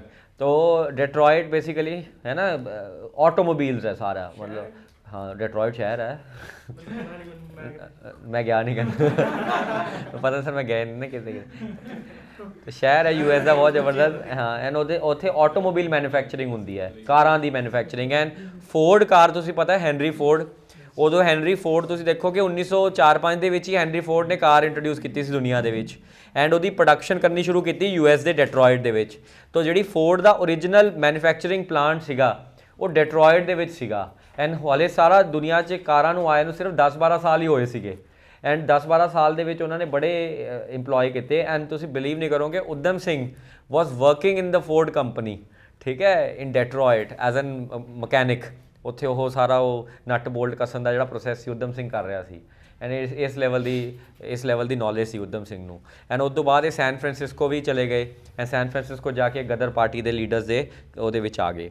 ਇਵੈਂਚੁਅਲੀ ਇਹਨਾਂ ਨੇ ਬੜੇ ਨਾਮ ਰੱਖੇ, ਜਿਵੇਂ ਫਰੈਂਕ ਬ੍ਰਾਜ਼ੀਲ ਵੀ ਇਹਨਾਂ ਨੇ ਨਾਮ ਰੱਖਿਆ ਇੱਕ। ਤਾਂ ਫਰੈਂਕ ਬ੍ਰਾਜ਼ੀਲ, ਉਦੇ ਸਿੰਘ, ਸ਼ੇਰ ਸਿੰਘ, ਇਹ ਸਾਰੇ ਨਾਮ ਇਹਨਾਂ ਦੇ ਅਲੱਗ-ਅਲੱਗ ਰੱਖੇ ਤਾਂ ਕਿ ਸਿਊਡੋਨੇਮਸ ਯੂਜ਼ ਕਰਦੇ ਸੀਗੇ ਕਿ ਸਾਨੂੰ ਅੰਗਰੇਜ਼ ਫੜ ਨਾ ਲਵੇ, ਹੈ ਨਾ। ਤਾਂ ਉਹ ਇਸ ਕਰਕੇ ਅਲੱਗ-ਅਲੱਗ ਨਾਮ ਯੂਜ਼ ਕਰਦੇ ਸੀ। ਤਾਂ ਕਈ ਵਾਰੀ ਕੁਐਸਚਨ ਹੀ ਪੁੱਛ ਲੈਂਦੇ ਕਿ ਵਿਚ ਆਫ ਦ ਫੋਲੋਇੰਗ ਵਰ ਦ ਨੇਮਸ ਆਫ, ਹੈ ਨਾ, ਸਿਡੋਨੇਮਸ ਫॉर ਉਦਮ ਸਿੰਘ। ਤਾਂ ਫਰੈਂਕ ਬ੍ਰਾਜ਼ੀਲ ਵੀ ਇਹਨਾਂ ਨੇ ਰੱਖਿਆ। ਅਤੇ ਉਦੋਂ ਬਾਅਦ ਇਹਨਾਂ ਨੂੰ ਨਾ ਗਦਰ 1927 ਦੇ ਵਿੱਚ ਤੁਸੀਂ ਦੇਖੋ ਕਿ ਗਦਰ ਮੂਵਮੈਂਟ ਖਤਮ ਹੋ ਚੁੱਕੀ ਹੈ, ਲੇਕਿਨ ਇਹ ਜਦੋਂ ਵਾਪਸ ਆਏ ਤਾਂ ਗਦਰ ਮੂਵਮੈਂਟ ਨਾਲ ਐਸੋਸੀਏਟਡ ਸੀਗੇ ਸਮਹਾਓ। ਕਰਤਾਰ ਸਿੰਘ ਸਰਾਭਾ ਦੀਆਂ ਗੱਲਾਂ ਸੁਣਦੇ ਸੀਗੇ। ਤਾਂ 1927 ਦੇ ਵਿੱਚ ਆ ਕੇ ਇਹਨਾਂ ਨੇ ਗਦਰ ਮੂਵਮੈਂਟ ਨੂੰ ਰਿਵਾਈਵ ਕਰਨ ਦੀ ਕੋਸ਼ਿਸ਼ ਕੀਤੀ ਪੰਜਾਬ ਦੇ ਵਿੱਚ। ਐਂਡ ਇਹਨਾਂ ਨੇ ਗਦਰ ਦੀ ਗੂੰਜ ਜਿਹੜਾ ਨਿਊਜ਼ਪੇਪਰ ਉਹ ਪਬਲਿਸ਼ ਕਰਦੇ ਸੀਗੇ, ਉਹ ਨਿਊਜ਼ਪੇਪਰ ਇਹਨਾਂ ਨੇ ਪਬਲਿਸ਼ ਦੁਬਾਰਾ ਕੀਤਾ। ਤਾਂ ਜਦੋਂ ਇਹਨਾਂ ਨੇ ਪਬਲਿਸ਼ ਕੀਤਾ ਉਸੇ ਟਾਈਮ ਹੀ ਇਹਨਾਂ ਨੂੰ ਫੜ ਲਿਆ ਗਿਆ। ਐਂਡ 4 ਸਾਲ ਦੀ ਇਹਨਾਂ ਨੂੰ ਸਜ਼ਾ ਹੋ ਗਈ 1931 ਦੇ ਵਿੱਚ, 1927 ਦੇ ਵਿੱਚ। ਐਂਡ 23 ਅਕਤੂਬਰ 1931 ਦੇ ਵਿੱਚ ਇਹਨਾਂ ਨੂੰ ਛੱਡਿਆ ਗਿਆ। ਤਾਂ ਇਹਨਾਂ ਦਾ ਜਿਹੜਾ ਦੋਸਤ ਸੀ ਭਗਤ ਸਿੰਘ, ਉਹ 23 ਮਾਰਚ 1931 'ਚ ਸ਼ਹੀਦ ਹੋ ਗਿਆ ਸੀ। ਐਂਡ ਇਹ ਜਿਹੜੇ ਸੀਗੇ 23 ਅਕਤੂਬਰ, ਆਲਮੋਸਟ 5-6 ਮਹੀਨਿਆਂ ਬਾਅਦ ਇਹਨਾਂ ਨੂੰ ਜੇਲ੍ਹ 'ਚੋਂ ਛੱਡਿਆ ਗਿਆ। ਫਿਰ ਉਸ ਤੋਂ ਬਾਅਦ ਇਹਨਾਂ ਨੂੰ ਲੱਗਿਆ ਕਿ ਮੈਂ ਹਿੰਦੁਸਤਾਨ ਸੋਸ਼ਲਿਸਟ ਰਿਪਬਲਿਕ ਐਸੋਸੀਏਸ਼ਨ ਨੂੰ ਰਿਵਾਈਵ ਕਰ ਲੂੰਗਾ, ਕਿਉਂਕਿ ਭਗਤ ਸਿੰਘ ਦੇ ਜਾਣ ਤੋਂ ਬਾਅਦ ਐਂਡ ਚੰਦਰ ਸ਼ੇਖਰ ਆਜ਼ਾਦ ਦੇ ਜਾਣ ਤੋਂ ਬਾਅਦ ਐਂਡ ਸੁਖਦੇਵ ਰਾਜਗੁਰੂ ਦੇ ਜਾਣ ਤੋਂ ਬਾਅਦ HSRA ਦਾ ਬਹੁਤ ਬੁਰਾ ਹਾਲ ਸੀਗਾ, ਕਿਉਂਕਿ ਲੀਡਰਲੈਸ ਹੋ ਗਈ ਸੀ HSRA। ਤਾਂ ਇਹਨਾਂ ਨੂੰ ਲੱਗਿਆ ਕਿ ਮੈਂ ਦੁਬਾਰਾ ਤੋਂ ਇਹਦੇ ਵਿੱਚ ਉਹ ਕਰ ਲੂੰਗਾ, ਹੈ ਨਾ, ਰਿਵਾਈਵ ਕਰ ਦੂੰਗਾ HSRA ਨੂੰ। ਲੇਕਿਨ ਇਹਨਾਂ ਨੂੰ ਕੋਈ ਸਪੋਰਟ ਮਿਲ ਨਹੀਂ ਰਹੀ ਸੀ। ਫਿਰ ਇਹ ਇਵੈਂਚੁਅਲੀ ਜਿਹੜੇ ਲੰਡਨ ਚਲੇ ਜਾਂਦੇ ਆ। ਐਂਡ ਲੰਡਨ ਜਾ ਕੇ ਉੱਥੇ HSRA ਨੂੰ ਰਿਵਾਈਵ ਕਰਨ ਦੀ ਕੋਸ਼ਿਸ਼ ਕਰਦੇ, ਕਿਉਂਕਿ ਰੈਵੋਲੂਸ਼ਨਰੀਜ਼ ਲੰਡਨ ਪਹੁੰਚ ਜਾਂਦੇ ਆ। ਲੇਕਿਨ ਉੱਥੇ ਵੀ ਜਾ ਕੇ ਇਹਨਾਂ ਨੂੰ ਲੱਗਿਆ ਕਿ ਸਾਰੇ ਰੈਵੋਲੂਸ਼ਨਰੀਜ਼ ਹੁਣ ਨਾ ਨਿਠੱਲੇ ਹੋ ਗਏ ਆ, ਇਹਨਾਂ ਤੋਂ ਕੋਈ ਜ਼ਿਆਦਾ ਕੰਮ ਨਹੀਂ ਹੁੰਦਾ, ਐਵੇਂ ਬਸ ਦਾਰੂ ਪੀ ਤੇ ਕ੍ਰਾਂਤੀ ਦੀਆਂ ਗੱਲਾਂ ਕੀਤੀਆਂ, ਕਾਰਲ ਮਾਰਕਸ ਇਹ ਉਹ, ਐਕਸ਼ਨ 'ਚ ਨਹੀਂ ਹੈਗੇ, ਹੁਣ ਗੱਲਾਂ 'ਚ ਰਹਿ ਗਏ ਆ ਇਹ। ਤਾਂ ਇਸ ਕਰਕੇ ਬੜਾ ਇਹਨਾਂ ਨੂੰ ਹੈ ਨਾ ਐ ਫੀਲਿੰਗ ਹੁੰਦੀ ਸੀਗੀ ਕਿ ਯਾਰ ਕੀ ਸੀਗਾ ਅਤੇ ਕੀ ਬਣ ਗਿਆ। So this was a very tragic thing for him to realise. ਉਸ ਤੋਂ ਬਾਅਦ ਫਾਈਨਲੀ ਜਾ ਕੇ ਇਹਨਾਂ ਨੇ ਕੀ ਕੀਤਾ, ਇਹਨਾਂ ਨੇ ਕਿਹਾ ਕਿ ਕੋਈ ਹੋਰ ਆਪਸ਼ਨ ਤਾਂ ਹੈ ਨਹੀਂ, ਮੈਂ ਜਨਰਲ ਡਾਇਰ ਨੂੰ ਮਾਰੂੰਗਾ।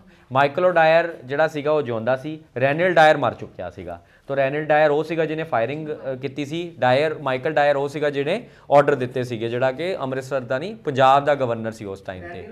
ਰੈਨਲ ਨਹੀਂ ਮਾਈਕਲ, ਠੀਕ ਹੈ, ਰੈਨਲ ਡਾਇਰ ਨੇ ਰੈਨਲ ਡਾਇਰ ਸੀ ਉਹ, ਤੇ ਮਾਈਕਲ ਡਾਇਰ ਸੀ ਜਿਹੜਾ ਪੰਜਾਬ ਦਾ ਗਵਰਨਰ ਸੀਗਾ। ਤਾਂ ਇਵੈਂਚੁਅਲੀ ਫਿਰ ਇਹਨੇ ਕਿਹਾ ਕਿ ਹੁਣ ਮੈਂ ਇਹਨੂੰ ਮਾਰੂੰਗਾ। ਐਂਡ ਮਾਰਨ ਲਈ ਇਹਨੇ ਕੀ ਪਲਾਨ ਬਣਾਇਆ ਕਿ ਕੈਕਸਟਨ ਹਾਲ ਦੇ ਵਿੱਚ ਇਹਦੀ ਕੋਈ ਉੱਥੇ ਸੈਮੀਨਾਰ ਜਿਹਾ ਹੈਗਾ, ਤੇ ਕੈਕਸਟਨ ਹਾਲ ਦੇ ਵਿੱਚ ਇਹ ਸੈਮੀਨਾਰ ਦਊਗਾ ਤੇ ਇਹਦੇ ਮੈਂ ਪੁਆਇੰਟ ਬਲੈਂਕ ਗੋਲੀ ਮਾਰੂੰਗਾ, ਹੈ ਨਾ। ਹੁਣ ਦੇਖੋ ਕੀ ਹੋ ਰਿਹਾ, ਕੈਕਸਟਨ ਹਾਲ, ਹੈ ਨਾ, ਇਹ ਸਾਰੀ ਚੀਜ਼ਾਂ ਯਾਦ ਕਰਨੀਆਂ ਬੇਟਾ ਕਿ ਕੈਕਸਟਨ ਹਾਲ ਦੇ ਵਿੱਚ ਇਹ ਪੂਰਾ ਸਿਸਟਮ ਹੋਇਆ, ਹੈ ਨਾ। ਐਂਡ ਇਹਨਾਂ ਨੂੰ ਅਲਟੀਮੇਟਲੀ ਕਿਹੜੇ ਪ੍ਰਿਜ਼ਨ 'ਚ ਰੱਖਿਆ ਗਿਆ, ਪੈਂਟਨ ਵਿਲੇ ਪ੍ਰਿਜ਼ਨ।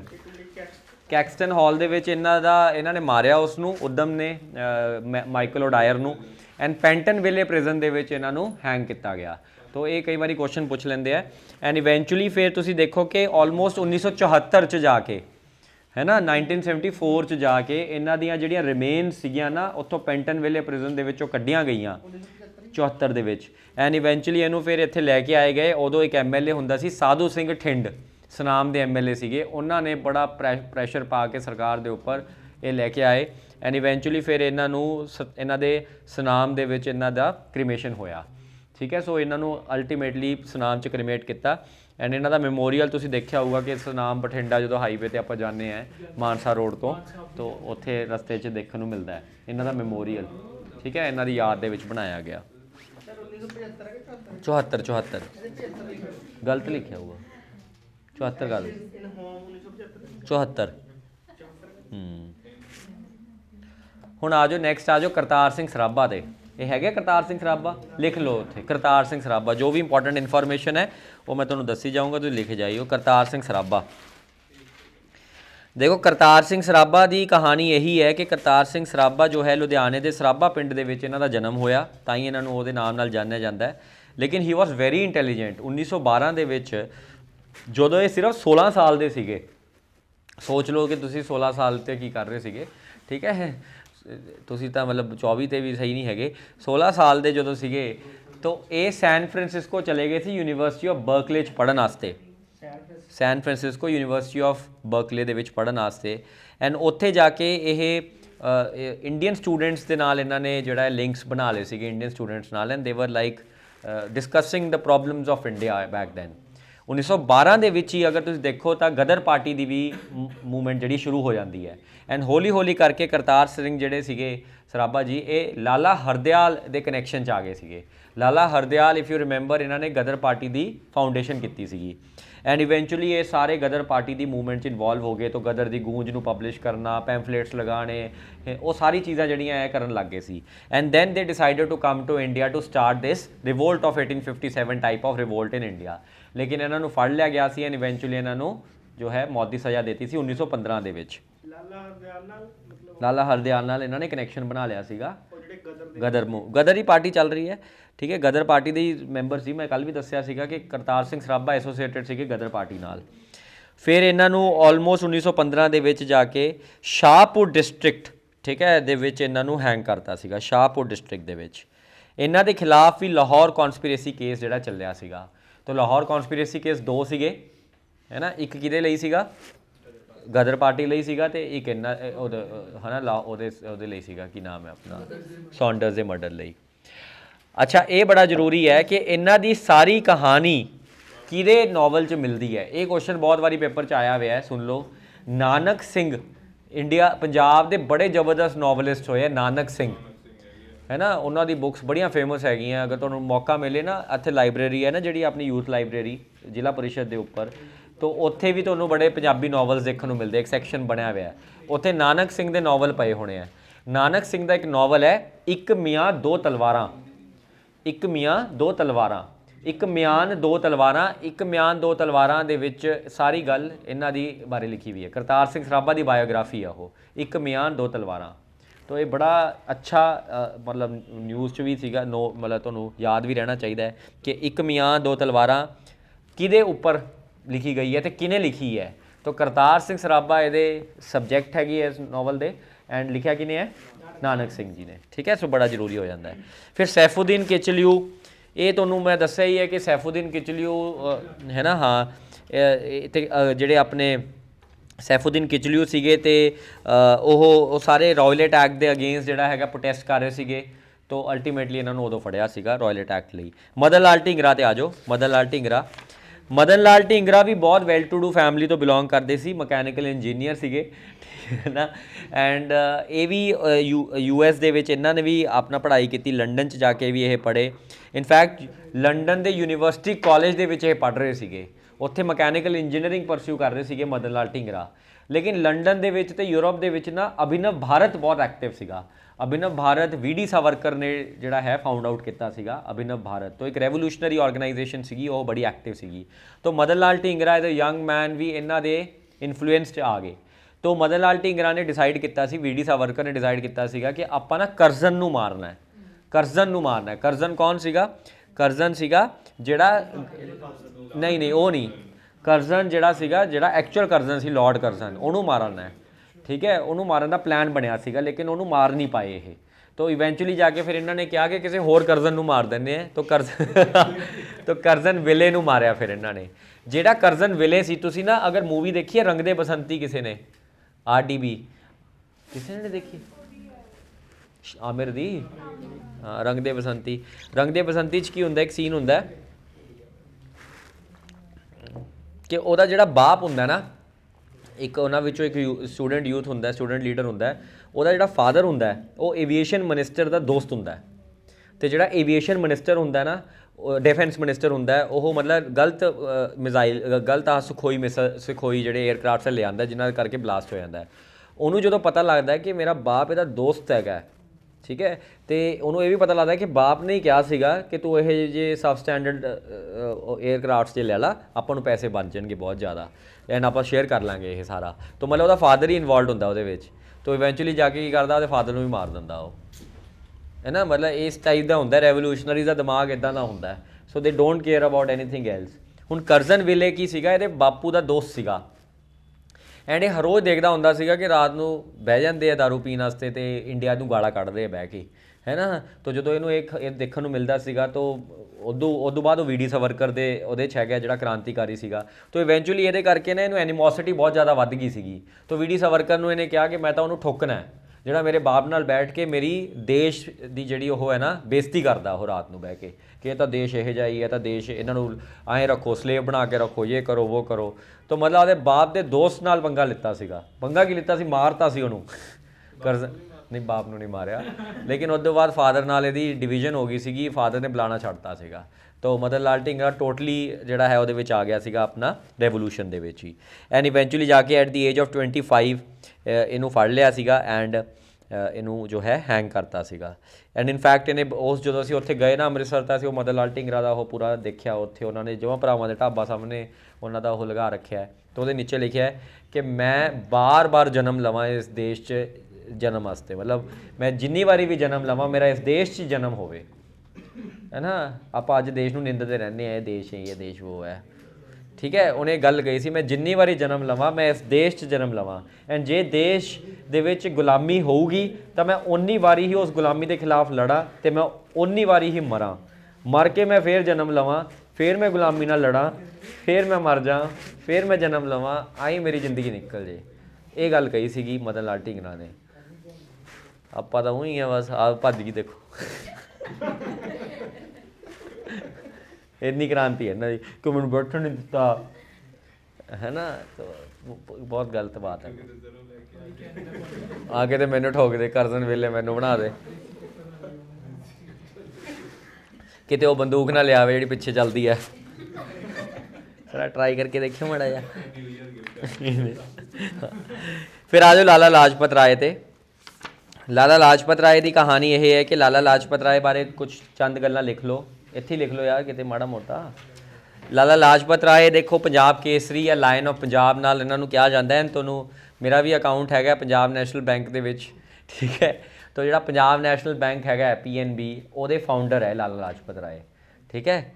ਤਾਂ PNB ਦੇ ਫਾਊਂਡਰ ਵੀ ਲਾਲਾ ਜੀ ਹੈ, ਲਾਲਾ ਲਾਜਪਤ ਰਾਏ। ਐਂਡ ਇਹ ਫਿਰੋਜ਼ਪੁਰ ਇਹਨਾਂ ਦਾ ਕਿੱਥੇ ਹੋਇਆ ਸੀ, ਜਗਰਾਓਂ। ਸੋ ਜਗਰਾਓਂ ਦੇ ਹੈ ਇਹ, ਠੀਕ ਹੈ, ਜਗਰਾਓਂ ਦੇ ਹੈ।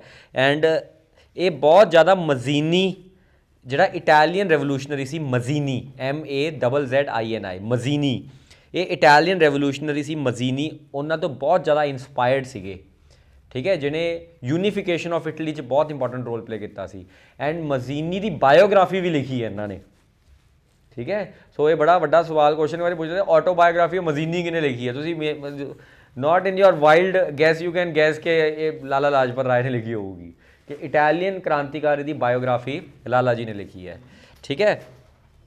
एंड तुसीं देखोगे लाल बाल पाल का सुनिया होगा, तो ਉਹਦੇ ਵਿੱਚ ਵੀ he was a very active member. And ਇਹਨਾਂ ਨੇ ਨਾ ਜਦੋਂ ਦੇਖੋ ਜਦੋਂ ਕਾਂਗਰਸ ਜਿਹੜੀ ਸੀਗੀ ਉਹ ਮੋਡਰੇਟਸ ਦੇ ਇਨਫਲੂਐਂਸ 'ਚ ਸੀਗੀ ਅਤੇ ਉਦੋਂ ਬਹੁਤ ਬੁਰਾ ਹਾਲ ਸੀਗਾ, ਤਾਂ ਇਹ ਲਾਲਾ ਲਾਜਪਤ ਰਾਏ ਜਿਹੜੇ ਸੀਗੇ ਇਹ ਛੱਡ ਕੇ ਚਲੇ ਗਏ ਸੀ ਇੰਡੀਆ ਨੂੰ ਕੁਛ ਟਾਈਮ ਲਈ US ਅਮਰੀਕਾ ਚਲੇ ਗਏ ਸੀਗੇ। ਐਂਡ ਅਮਰੀਕਾ ਜਾ ਕੇ ਇਹਨਾਂ ਨੇ ਉੱਥੋਂ ਦੀ ਮੂਵਮੈਂਟ ਸ਼ੁਰੂ ਕੀਤੀ ਸੀ Indian Home Rule League of in New York, ਠੀਕ ਹੈ। ਤਾਂ ਇਹ ਕੁਐਸਚਨ ਪੇਪਰ 'ਚ ਆਉਂਦਾ ਹੈ ਕਿ ਇੰਡੀਅਨ ਹੋਮ ਰੂਲ ਲੀਗ, ਤੁਸੀਂ ਇਫ ਯੂ ਰਿਮੈਂਬਰ ਕਿ ਆਪਾਂ ਹੋਮ ਰੂਲ ਲੀਗ ਜਦੋਂ ਪੜ੍ਹਿਆ ਸੀ, ਆਪਾਂ ਪੜ੍ਹਿਆ ਸੀ ਐਨੀ ਬੇਸੈਂਟ ਅਤੇ ਬਾਲ ਗੰਗਾਧਰ ਤਿਲਕ ਦੀ, ਲੇਕਿਨ ਇੱਕ ਹੋਰ ਹੋਮ ਰੂਲ ਲੀਗ ਸੀਗੀ ਜੋ ਲਾਲਾ ਲਾਜਪਤ ਰਾਏ ਨੇ ਸ਼ੁਰੂ ਕੀਤੀ ਸੀ, ਲੇਕਿਨ ਇੰਡੀਆ 'ਚ ਨਹੀਂ, ਅਮਰੀਕਾ 'ਚ। तो ये क्वेश्चन पूछ सकते हैं कि अमेरिका जी होम रूल लीग हुई सी वो किने शुरू की सी? लाला लाजपत राय जी ने। लाला लाजपत राय चौरी चौरा के इंसीडेंट्स तो बाद बहुत ज़्यादा खफा हो गए थे गांधी तो कि क्यों करी जाता है, लड़ाई लड़नी चाहिए सी, जिवें आपां दस्सिया सीगा कि बहुत लोग क्रांतिकारी हो गए सी। बट इवेंचुअली जाके जो साइमन कमीशन के खिलाफ प्रोटेस्ट चलने से उदों इन्होंने पार्टिसिपेट किया वध चढ़ के, लेकिन लाहौर दे विच इन्हां दे उपर सोटियां वजियां एंड सोटियां नाल ये बेसिकली मतलब लाठियां वजियां एंड लाठियां दे विच ये आखिरी आपदे सां जिहड़े इन्हां ने भरे, जिहदा बदला किहने लिया? भगत सिंह। तो यहाँ तक है देश की आज़ादी की जंग। आज़ादी आपां पूरी नहीं पढ़ते, पंजाब जीके च आपां उन्ना क पार्ट पढ़ते हैं आज़ादी का जिन्ना पंजाब एसोसीएटेड है कि पंजाब के किहड़े क्रांतिकारी एसोसीएटेड है। सौंडर वो गरीबैल्डी सीगा, वो गरीबैल्डी सी। Mazzini was gave the idea, Garibaldi was the mercenary army of king of Sardinia. हाँ, यूनीफिकेशन ऑफ इटली, इटली के ना हिस्से होए हुए सीगे, तो इटली नूं एक कीता सीगा, जिवें सरदार पटेल ने इंडिया नूं एक कीता सी ना, उवें बस इटली नूं ना मतलब इटली दे ऐं करके 3-4 हिस्से होए हुए सीगे, कुछ आ हिस्सा सी, कुछ आ हिस्सा सी, कुछ आ हिस्सा सी, सारी इटली नूं एक करता सीगा, ठीक है। इनू यूनीफिकेशन ऑफ इटली कहते हैं। सिसली नूं भी है ना, किंग ऑफ सरदीनिया, वो सारा। चलो जी हुण आ जाओ लास्ट टॉपिक है अपनी पंजाब की हिस्टरी का, पोस्ट 1947 का इतिहास, 1947 का इतिहास हैगा तुहाडे जिहदे च फॉर्मेशन ऑफ द स्टेट। देखो हाँ बिल्कुल 1947 ਦੇ ਵਿੱਚ ਜਦੋਂ ਦੇਸ਼ ਦਾ ਭਾਜੀ ਸੁਣੋ ਧਿਆਨ ਨਾਲ, ਹੁਣ ਗੇਮ ਹੁਣ ਥੋੜੀ ਗਰਮਾਨ ਵਾਲੀ ਹੈ, ਠੀਕ ਹੈ। ਹੁਣ ਆਪਾਂ ਆਪਣੇ ਪ੍ਰੈਜ਼ੈਂਟ 'ਚ ਪਹੁੰਚ ਰਹੇ ਹਾਂ, ਹੈ ਨਾ, ਮਾਹੌਲ ਬਣ ਜਾਣਾ ਹੁਣ, ਤੁਸੀਂ ਦੇਖੀ ਜਾਏ। ਹਾਂ ਰੈਡ ਕਲਿਪ ਲਾਈਨ, ਪੰਮਾ ਨਹੀਂ ਆਉਂਦਾ ਅੱਜ, ਪੰਮਾ ਕਦੇ ਕਦੇ ਆਉਂਦਾ, ਬਸ ਹੌਸਲਾ ਜਿਹਾ ਦੇਣ ਆਉਂਦਾ। ਹੁਣ ਸੁਣੋ ਧਿਆਨ ਨਾਲ, 1947 'ਚ ਦੇਸ਼ ਨੂੰ ਆਜ਼ਾਦੀ ਮਿਲੀ। ਕੀ ਮਿਲੀ? फ्रीडम। लेकिन वो आज़ादी वामिका ब्लड नाल भरी हुई सी, खून वाली आज़ादी थी वो। कैसे बता सकते हो? नहीं, बंटवारा होया, बंटवारा होया, कोई 50 ਲੱਖ 60 ਲੱਖ बंदा जिहड़ा सी इस बंटवारे दे विच जिहड़ा है वो कॉम्प्रोमाइज़ हो गया in terms of life, in terms of property. Anyways बुरा हाल सी। असीं पार्टीशन म्यूजियम देख के आए सी, ਸਾਨੂੰ ਤਾਂ ਬੜਾ ਜੀ ਸਾਡਾ, ਤੁਸੀਂ ਵੀ ਜਾਓ ਗੋਲਡਨ ਟੈਂਪਲ ਪਾਰਟੀਸ਼ਨ ਮਿਊਜ਼ੀਅਮ ਦੇਖ ਕੇ ਆਓ, ਬਟਵਾਰੇ ਦਾ ਮਿਊਜ਼ੀਅਮ ਬਣਾਇਆ ਉਹਨਾਂ ਨੇ, ਲੋਕਾਂ ਦੀਆਂ ਸ਼ਕਲਾਂ, ਘਰ ਟੁੱਟੇ ਹੋਏ ਹੈ, ਬਹੁਤ ਬੁਰਾ ਹਾਲ ਸੀਗਾ। ਅਗਰ ਤੁਸੀਂ ਮੰਟੋ ਨੂੰ ਪੜ੍ਹੋ, ਮੰਟੋ ਦੀਆਂ ਪੋਇਮਾਂ ਨੂੰ ਪੜ੍ਹੋ, ਤੁਹਾਨੂੰ ਕਾਫੀ ਕੁਝ ਪਤਾ ਲੱਗੂਗਾ ਕਿ ਕਿੰਨਾ ਬੁਰਾ ਹਾਲ ਸੀਗਾ, ਹੈ ਨਾ। ਤੋ ਇਹ ਬਹੁਤ ਦਰਦਨਾਕ ਸੀਗਾ ਇਹ ਪੂਰਾ ਦੌਰ। ਹੁਣ ਇਸ ਪੂਰੇ ਦੌਰ ਦੀ ਦਰਦ ਸੀਗਾ ਜਿਹੜਾ, ਤਾਂ ਪੂਰੇ ਇੰਡੀਆ 'ਚ ਫੀਲ ਨਹੀਂ ਹੋਇਆ, ਸਿਰਫ 2 ਜਗ੍ਹਾ 'ਤੇ ਫੀਲ ਹੋਇਆ ਇਹਦਾ ਦਰਦ। ਇੱਕ ਤਾਂ ਹੋਇਆ ਆਪਣੀ ਵੈਸਟਰਨ ਸਾਈਡ, ਜਿਹੜਾ ਨੌਰਥ ਵੈਸਟਰਨ ਜਿਹੜਾ ਆਪਣੇ ਵਾਲਾ ਪਾਰਟ ਹੈ, ਦੂਜਾ ਹੋਇਆ ਆਪਣਾ ਈਸਟਰਨ ਸਾਈਡ ਬੰਗਾਲ। ਬੰਗਾਲ ਦੇ ਵਿੱਚ ਸਭ ਤੋਂ ਪਹਿਲਾਂ ਕਿਲਿੰਗਸ ਸ਼ੁਰੂ ਹੋਈਆਂ, ਜਿਹਨੂੰ ਗ੍ਰੇਟ ਕੈਲਕਟਾ ਕਿਲਿੰਗਸ ਕਹਿੰਦੇ ਆ 1946 ਦੇ ਵਿੱਚ। ਐਂਡ 1947 15 ਅਗਸਤ ਤੋਂ ਬਾਅਦ ਇਹ ਕਿਲਿੰਗਸ ਜਿਹੜੀਆਂ ਪੰਜਾਬ 'ਚ ਦੇਖਣ ਨੂੰ ਮਿਲੀਆਂ। ਦੇਸ਼ ਦੀ ਆਜ਼ਾਦੀ ਤੋਂ ਬਾਅਦ ਇਹ ਪ੍ਰੋਬਲਮ ਸ਼ੁਰੂ ਹੋਈਆਂ, ਆਜ਼ਾਦੀ ਤੋਂ ਪਹਿਲਾਂ ਨਹੀਂ ਹੋਈਆਂ। ਆਜ਼ਾਦੀ ਹੋ ਗਈ ਸੀ, ਆਜ਼ਾਦੀ ਤੋਂ ਬਾਅਦ ਬਟਵਾਰੇ ਦੀ ਪ੍ਰੋਬਲਮ ਜਿਹੜੀ ਹੈ, ਆ ਕਿਲਿੰਗਸ ਜਿਹੜੀਆਂ ਸਾਰੀਆਂ ਸ਼ੁਰੂ ਹੋਈਆਂ। ਇਹਦਾ ਮੇਨ ਕਾਰਨ ਸੀਗਾ Radcliffe line. Radcliffe boundary commission ਸੀਗੀ ਜਿਹੜੀ ਅੰਗਰੇਜ਼ਾਂ ਨੇ ਕਿਹਾ ਸੀਗਾ ਕਿ ਇੱਕ ਬੰਦੇ ਦੇ ਹੇਠਾਂ ਆਪਾਂ ਬਾਉਂਡਰੀ ਕਮਿਸ਼ਨ ਬਣਾਵਾਂਗੇ। ਇਹ ਡਿਸਾਈਡ ਕਰੂਗੀ ਕਿ ਇੰਡੀਆ ਤੇ ਪਾਕਿਸਤਾਨ ਦੀ ਬਾਉਂਡਰੀ ਕਿੱਥੇ ਲਾਗੂ ਹੁੰਦੀ ਹੈ। ਮਾਊਂਟ ਬੈਟਨ ਪਲਾਨ ਜਿਹੜਾ ਸੀਗਾ 1947 ਦਿੱਤੀ ਸੀ ਕਿ ਇੱਕ ਬਾਉਂਡਰੀ ਕਮਿਸ਼ਨ ਬਿਠਾਈ ਜਾਊਗੀ। ਇਹ ਬਾਉਂਡਰੀ ਕਮਿਸ਼ਨ ਡਿਸਾਈਡ ਕਰੂਗੀ ਕਿ ਕਿੱਥੇ ਕਿੱਥੇ ਕਿਹਦਾ ਬਾਰਡਰ ਲੱਗਦਾ ਹੈ ਐਂਡ ਉਸ ਦੇ ਬੇਸਿਸ ਤੇ ਰੈਡਕਲਿਫ ਨੂੰ ਭੇਜਿਆ ਗਿਆ ਸੀ। ਰੈਡਕਲਿਫ ਉਹਦੇ ਵਿੱਚ ਇਕੱਲਾ ਮੈਂਬਰ ਨਹੀਂ ਸੀਗਾ, ਉਹਦੇ ਵਿੱਚ 4 ਹਾਈ ਕੋਰਟ ਦੇ ਜੱਜਸ ਸੀ, 2 ਉਹਦੇ 'ਚ ਮੁਸਲਮਾਨ ਸੀ, 1 ਹਿੰਦੂ ਸੀ, 1 ਸਿੱਖ ਸੀਗਾ and Radcliffe was the chairman. ਤੋ ਯਾਨੀ ਕਿ ਇਹਦੇ ਵਿੱਚ 2 ਮੁਸਲਮਾਨ, 1 ਹਿੰਦੂ, 1 ਸਿੱਖ ਤੇ ਰੈਡਕਲਿਫ ਕੌਣ ਸੀਗਾ? चेयरमैन, है ना। तो समझ गए। तो 4 मैंबर सीगे, तो हिंदू सिख ते मुस्लिम, हाँ वही सीगे ਉਹਦੇ ਵਿੱਚੋਂ ਹੀ। हाँ नहीं नहीं जज ਜਿਹੜੇ जज 4 जज ਸੀਗੇ, ठीक है। 2 ਮੁਸਲਮਾਨ, 1 ਹਿੰਦੂ, 1 ਸਿੱਖ ਤੇ 1 ਮਿੰਟ ਤੁਸੀਂ ਆ ਲਿਖ ਹੀ ਲਓ ਮੈਂਬਰ ਕਿਹੜੇ ਕਿਹੜੇ ਆ ਹੈਗੇ ਆ। ਬੋਲਦੇ ਯਾਰ।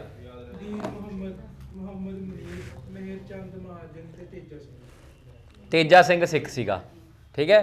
ਤੇ ਮੀਰ ਮਹਾਜਨ ਨਹੀਂ, ਮੀਰ ਮਹਾਜਨ ਹਿੰਦੂ ਸੀ ਤੇ 2 ਮੁਸਲਮਾਨ ਸੀਗੇ, ਯਾਦ ਰਹੂਗਾ। ਇਹ 4 ਮੈਂਬਰ ਸੀਗੇ ਇਹਦੇ ਵਿੱਚ ਜਿਹੜੇ ਰੈਡਕਲਿਫ ਲਾਈਨ ਦੇ ਵਿੱਚ ਸੀਗੇ। ਐਂਡ ਫਾਈਨਲੀ ਰੈਡਕਲਿਫ ਨੇ ਆਪਦੀ ਪੈਨਸਿਲ ਤੇ ਆਪਦੀ ਉਹ ਯੂਜ਼ ਕਰਕੇ ਨਾ, ਸਕੇਲ ਯੂਜ਼ ਕਰਕੇ ਤੇ ਪੈਨਸਿਲ ਯੂਜ਼ ਕਰਕੇ ਐਂ ਕਰਕੇ ਬਾਰਡਰ ਬਣਾ ਕੇ ਦੇਤਾ, ਠੀਕ ਹੈ। ਤਾਂ ਉਹ ਬਾਰਡਰ ਉਹਨੂੰ ਫਰਕ ਨਹੀਂ ਪੈ ਰਿਹਾ ਸੀਗਾ ਕਿ ਬਾਰਡਰ ਜਿਹੜਾ ਹੈਗਾ ਉਹ ਬਾਥਰੂਮ ਕਿਸੇ ਦਾ ਇੱਧਰ ਚਲਾ ਗਿਆ ਤੇ ਉਹਨੂੰ ਫਰਕ ਨਹੀਂ ਪੈ ਰਿਹਾ ਸੀਗਾ। ਉਹਨੇ ਬਸ ਦੇਖਿਆ ਕਿ ਸਕੇਲ ਦੀ ਲਾਈਨ ਕਿੱਦਾਂ ਸੀਧ ਕਿੱਦਾਂ ਐ ਨਿਕਲਦੀ ਹੈ, ਇਹੀ ਕੀਤਾ ਉਹਨੇ। ਤਾਂ ਹੀ ਕਾਫੀ ਲੋਕਾਂ ਦੇ ਘਰ ਜਿਹੜੇ ਹੈਗੇ ਆ ਉਹ ਅੱਧੇ ਵਿੱਚ ਹੀ ਰਹਿ ਗਏ ਬਾਰਡਰ ਦੇ। ਇੱਧਰ ਇੰਡੀਆ ਮਤਲਬ ਬਾਥਰੂਮ ਪਾਕਿਸਤਾਨ 'ਚ ਰਹਿ ਗਿਆ ਤੇ ਜਿਹੜਾ ਕਿਚਨ ਹੈਗਾ ਉਹ ਇੰਡੀਆ 'ਚ ਰਹਿ ਗਿਆ। ਵਧੀਆ ਵੀ ਕੀਤਾ ਵੈਸੇ, ਬਾਥਰੂਮ ਪਾਕਿਸਤਾਨ 'ਚ ਕਰੋ, ਹੈ ਨਾ। ਇੱਧਰ ਆਪਦਾ ਸਾਰਾ ਬਾਕੀ ਕੰਮ ਜਿਵੇਂ ਉਹ ਕਹਿੰਦੇ ਨੇ ਜਦੋਂ ਮੱਝ ਦੀ ਡਿਵੀਜ਼ਨ ਹੁੰਦੀ ਹੈ ਨਾ, ਭਰਾ ਜਦੋਂ ਕਹਿੰਦੇ ਮੱਝ ਦੀ ਡਿਵੀਜ਼ਨ, ਕਹਿੰਦੇ ਪਿਛਲਾ ਪਾਰਟ ਤੂੰ ਰੱਖ ਲਾ, ਮੂਹਰਲਾ ਮੈਂ ਰੱਖ ਲੈਂਦਾ। ਮੂਹਰਲਾ ਕਿਹਨੂੰ ਦਿੱਤਾ? ਪਿਛਲਾ ਜ਼ਰੂਰੀ ਹੈ ਕਿ ਮੂਹਰਲਾ ਜ਼ਰੂਰੀ ਹੈ? ਮੱਝ ਦਾ ਪਿਛਲਾ ਜ਼ਰੂਰੀ ਹੈ, ਦੁੱਧ ਪਿੱਛੇ ਚੋਂ ਆਉਂਦਾ। ਮੂਹਰੇ ਤੋਂ ਰੋਟੀ ਖਵਾਉਣੀ ਪੈਂਦੀ ਹੈ ਹੁਣ, ਪਾਥੀਆਂ ਵੀ ਬਣ ਜਾਂਦੀਆਂ। ਤਾਂ ਪਾਥੀਆਂ ਤੁਸੀਂ ਲੋਹੜੀ 'ਤੇ ਯੂਜ਼ ਕਰ ਸਕਦੇ ਹੋ, ਹੈ ਨਾ। ਓਵਰਆਲ ਪ੍ਰੋਫਿਟ ਹੀ ਪ੍ਰੋਫਿਟ ਹੈ ਪਿਛਲੇ ਪਾਰਟ 'ਚ ਮੱਝ ਦੇ। ਮੂਹਰੇ ਵਾਲੇ ਹਿੱਸੇ 'ਚ ਪ੍ਰੋਬਲਮ ਹੈ, ਉਹਦੇ ਚਾਰਾ ਖਵਾਉਣਾ ਪੈਂਦਾ ਉਹਨੂੰ, ਹੈ ਨਾ। ਤਾਂ ਬਸ ਉਹੋ ਜਿਹਾ ਹਿਸਾਬ ਸੀਗਾ, ਠੀਕ ਹੈ। ਸੋ ਇਹ ਬੜਾ ਇੰਪੋਰਟੈਂਟ ਲੌਜਿਕ ਜਿਹੜਾ ਹੋ ਜਾਂਦਾ ਹੈ। ਹੁਣ ਤੁਸੀਂ ਦੇਖੋ ਕਿ ਜਿਹੜਾ ਪੈਪਸੂ ਹੈਗਾ ਆਪਣਾ, ਕੀ ਨਾਮ ਹੈ ਜਿਹੜਾ ਡਾਇਰੈਕਟ ਐਕਸ਼ਨ ਡੇ ਹੋਇਆ ਸੀ, ਬਿਲਕੁਲ ਡਾਇਰੈਕਟ ਐਕਸ਼ਨ ਡੇ ਹੋਇਆ ਸੀਗਾ। ਅੱਛਾ, ਮਹਿਰਚੰਦ ਤੇਜਾ, ਮੈਂ ਲਿਖਿਆ ਹੋਇਆ ਮਹਿਰਚੰਦ, ਤੇਜਾ ਸਿੰਘ, ਦੀਨ ਮੁਹੰਮਦ ਤੇ ਮੁਹੰਮਦ ਮੁਨੀਰ, ਸਭ ਨੇ ਲਿਖ ਲਏ। ਇਹ ਬੜੇ ਜ਼ਰੂਰੀ ਹੈ। ਫਿਰ ਰੈਡਕਲਿਫ ਲਾਈਨ ਦੇ ਵਿੱਚ ਨਾ ਈਸਟ ਪੰਜਾਬ ਜਿਹੜਾ ਹੈਗਾ ਉਹ ਇੰਡੀਆ ਦੇ ਵਿੱਚ ਆ ਗਿਆ, ਵੈਸਟ ਪੰਜਾਬ ਪਾਕਿਸਤਾਨ ਚਲਾ ਗਿਆ। ਲੇਕਿਨ ਆਪਣੇ ਈਸਟ ਪੰਜਾਬ ਦੇ ਵਿੱਚ ਹਲੇ ਕੁਝ ਪਟਿਆਲਾ ਦੀਆਂ ਮਤਲਬ ਹਲੇ ਕੁਝ ਸਟੇਟਸ ਵੀ ਸੀਗੀਆਂ ਜਿੱਥੇ ਰਾਜੇ ਇੰਡੀਪੈਂਡੈਂਟਲੀ ਰੂਲ ਕਰਦੇ ਸੀਗੇ। ਇਹ ਸਾਰੀਆਂ ਸਟੇਟਸ ਜਿਹੜੀਆਂ ਸੀਗੀਆਂ ਇਹ ਹਲੇ ਪੰਜਾਬ ਦਾ ਹਿੱਸਾ ਨਹੀਂ ਬਣੀਆਂ ਸੀ, ਇੰਡੀਪੈਂਡੈਂਟ ਸੀਗੀਆਂ। ਦੇਖੋ ਜਦੋਂ ਸਰਦਾਰ ਵੱਲਭ ਭਾਈ ਪਟੇਲ ਨੇ ਇੰਡੀਆ ਦੀ ਯੂਨੀਫਿਕੇਸ਼ਨ ਦਾ ਪ੍ਰੋਜੈਕਟ ਲੀਡ ਕੀਤਾ ਹੈ ਤਾਂ ਉਹਦੇ ਵਿੱਚ ਸਟੈਪ 1 ਕੀ ਹੋਣਾ ਚਾਹੀਦਾ ਸੀਗਾ ਕਿ ਪਹਿਲਾਂ ਸਾਰੀਆਂ ਸਟੇਟਸ ਜਿੱਥੇ ਕਾਮਨ ਜੀਆਂ ਲੈਂਗੁਏਜ ਹੈ, ਕਾਮਨ ਜੇ ਕਲਚਰ ਹੈ, ਕਾਮਨ ਜੇ ਰਿਲੀਜਨ ਹੈ, ਉਹਨਾਂ ਸਾਰੀਆਂ ਸਟੇਟਸ ਨੂੰ ਇਕੱਠੇ ਕਰਕੇ ਇੱਕ ਸਟੇਟ ਬਣਾ ਦਿੱਤਾ ਜਾਵੇ। ਫਿਰ ਇਸ ਇੱਕ ਸਟੇਟ ਨੂੰ ਉਸ ਪਰਟੀਕੂਲਰ ਸਟੇਟ ਨਾਲ ਮਰਜ ਕਰ ਦਿੱਤਾ ਜਾਵੇ ਜਿਨ੍ਹਾਂ ਨਾਲ ਇਹਨਾਂ ਦਾ ਕਲਚਰ ਮੈਚ ਕਰਦਾ ਹੈ। ਤੋ ਹੁਣ ਜਿਵੇਂ ਸਟੇਟ ਸੀ ਪਟਿਆਲੇ ਦੀ, ਮਲੇਰਕੋਟਲੇ ਦੀ, ਜੀਂਦ ਦੀ, ਫਰੀਦਕੋਟ ਦੀ, ਇਹ ਸਾਰੀਆਂ ਸਟੇਟਸ ਕਾਮਨ ਸੀਗੀਆਂ, ਇਹਨਾਂ ਨੂੰ ਇਕੱਠੇ ਕਰਕੇ ਇੱਕ ਸਟੇਟ ਬਣਾਤੀ ਜਿਹਦਾ ਨਾਮ ਕੀ ਰੱਖਿਆ? ਪੈਪਸੂ। ਹੁਣ ਇਹ ਪੈਪਸੂ ਜਿਹੜੀ ਹੈਗੀ ਹੈ ਸੈਕਿੰਡ ਸਟੈਪ 'ਚ ਕੀ ਕਰਨਾ ਸੀਗਾ ਕਿ ਆਪਾਂ ਨੇ ਇਹਨੂੰ ਮਰਜ ਕਰ ਦੇਣਾ ਸੀ ਪੰਜਾਬ ਨਾਲ, ਤਾਂ ਫਿਰ ਪੰਜਾਬ ਬਣ ਜੂਗਾ। तो ਪੈਪਸੂ ਦਾ ਫੁੱਲ ਫਾਰਮ ਵੀ ਕੀ ਹੈ? Patiala and East Punjab state union. तो ਉਹਦੇ ਵਿੱਚ ਪਟਿਆਲਾ ਮੇਨ ਸੀਗੀ ਐਂਡ ਬਾਕੀਆਂ ਸਾਰੀਆਂ ਜਿਹੜੀਆਂ ਪੰਜਾਬ ਦੇ ਈਸਟਰਨ ਸਾਈਡ ਮਤਲਬ ਵੈਸਟ ਸਾਈਡ ਦਾ ਉੱਧਰ ਚਲਾ ਗਿਆ, ਪਾਕਿਸਤਾਨ ਚਲਾ ਗਿਆ। ਜਿਹੜਾ ਈਸਟ ਪੰਜਾਬ ਦੀਆਂ ਸਟੇਟਸ ਹੈਗੀਆਂ ਇਹ ਉਹੀ ਸਟੇਟਸ ਹੈ ਜਿਹੜੀ ਸਤਲੁਜ ਦੇ ਥੱਲੇ ਸੀਗੀਆਂ ਅਤੇ ਜਿਹੜੀਆਂ ਮਹਾਰਾਜਾ ਰਣਜੀਤ ਸਿੰਘ ਕਰਕੇ ਇੰਡੀਪੈਂਡੈਂਟ ਰਹੀਆਂ, ਫੁਲਕੀਆਂ ਮਿਸਲ ਵਾਲੇ। ਤਾਂ ਇਹ ਸਾਰੇ ਇਕੱਠੇ ਕਰਕੇ ਪੈਪਸੂ ਬਣਾ ਦਿੱਤਾ ਗਿਆ। ਐਂਡ ਪੈਪਸੂ ਦੀਆਂ ਸਟੇਟਸ ਰੱਟੇ ਮਾਰਨੀਆਂ ਬਰੋ, ਇਹ ਕੁਐਸਚਨ ਆਉਂਦਾ ਪੇਪਰ 'ਚ। ਪੈਪਸੂ ਦੀਆਂ ਸਟੇਟਸ ਕਿਹੜੀਆਂ ਕਿਹੜੀਆਂ ਹੈਗੀਆਂ? ਪਟਿਆਲਾ, ਨਾਭਾ, ਹਾਂ ਬਸ ਉਹ ਤੁਸੀਂ ਯਾਦ ਕਰਨਾ ਹੈ। ਪਟਿਆਲਾ, ਨਾਭਾ, ਕਪੂਰਥਲਾ, ਜੀਂਦ, ਫਰੀਦਕੋਟ, ਮਲੇਰਕੋਟਲਾ, ਨਾਲਾਗੜ੍ਹ ਤੇ ਕਲਸੀਆ। ਕਿੰਨੀਆਂ ਸਟੇਟਸ ਹੈ ਬ్రో? 8 ਸਟੇਟਸ ਹੈ। ਇਹ ਪੈਪਸੂ ਬਣ ਗਿਆ। ਪੈਪਸੂ ਤੁਸੀਂ ਸੁਣਿਆ ਹੋਊਗਾ ਕਦੇ, ਬੱਸਾਂ ਦੇ ਉੱਪਰ ਸੁਣਿਆ ਹੋਊਗਾ ਜਾਂ ਕੁਛ ਹੈ ਨਾ ਇੱਦਾਂ ਕਰਕੇ। तो PEPSU basically Patiala and East Punjab. क्यों ईस्ट पंजाब? क्योंकि वैस्ट उधर चला गया, पाकिस्तान चला गया, ईस्ट वाला आ गया। ईस्ट पंजाब जिहड़ियां स्टेट्स उन्होंने यूनीयन एंड पटियाला इन्हां चों मेन सी, तो पैप्सू बन गया।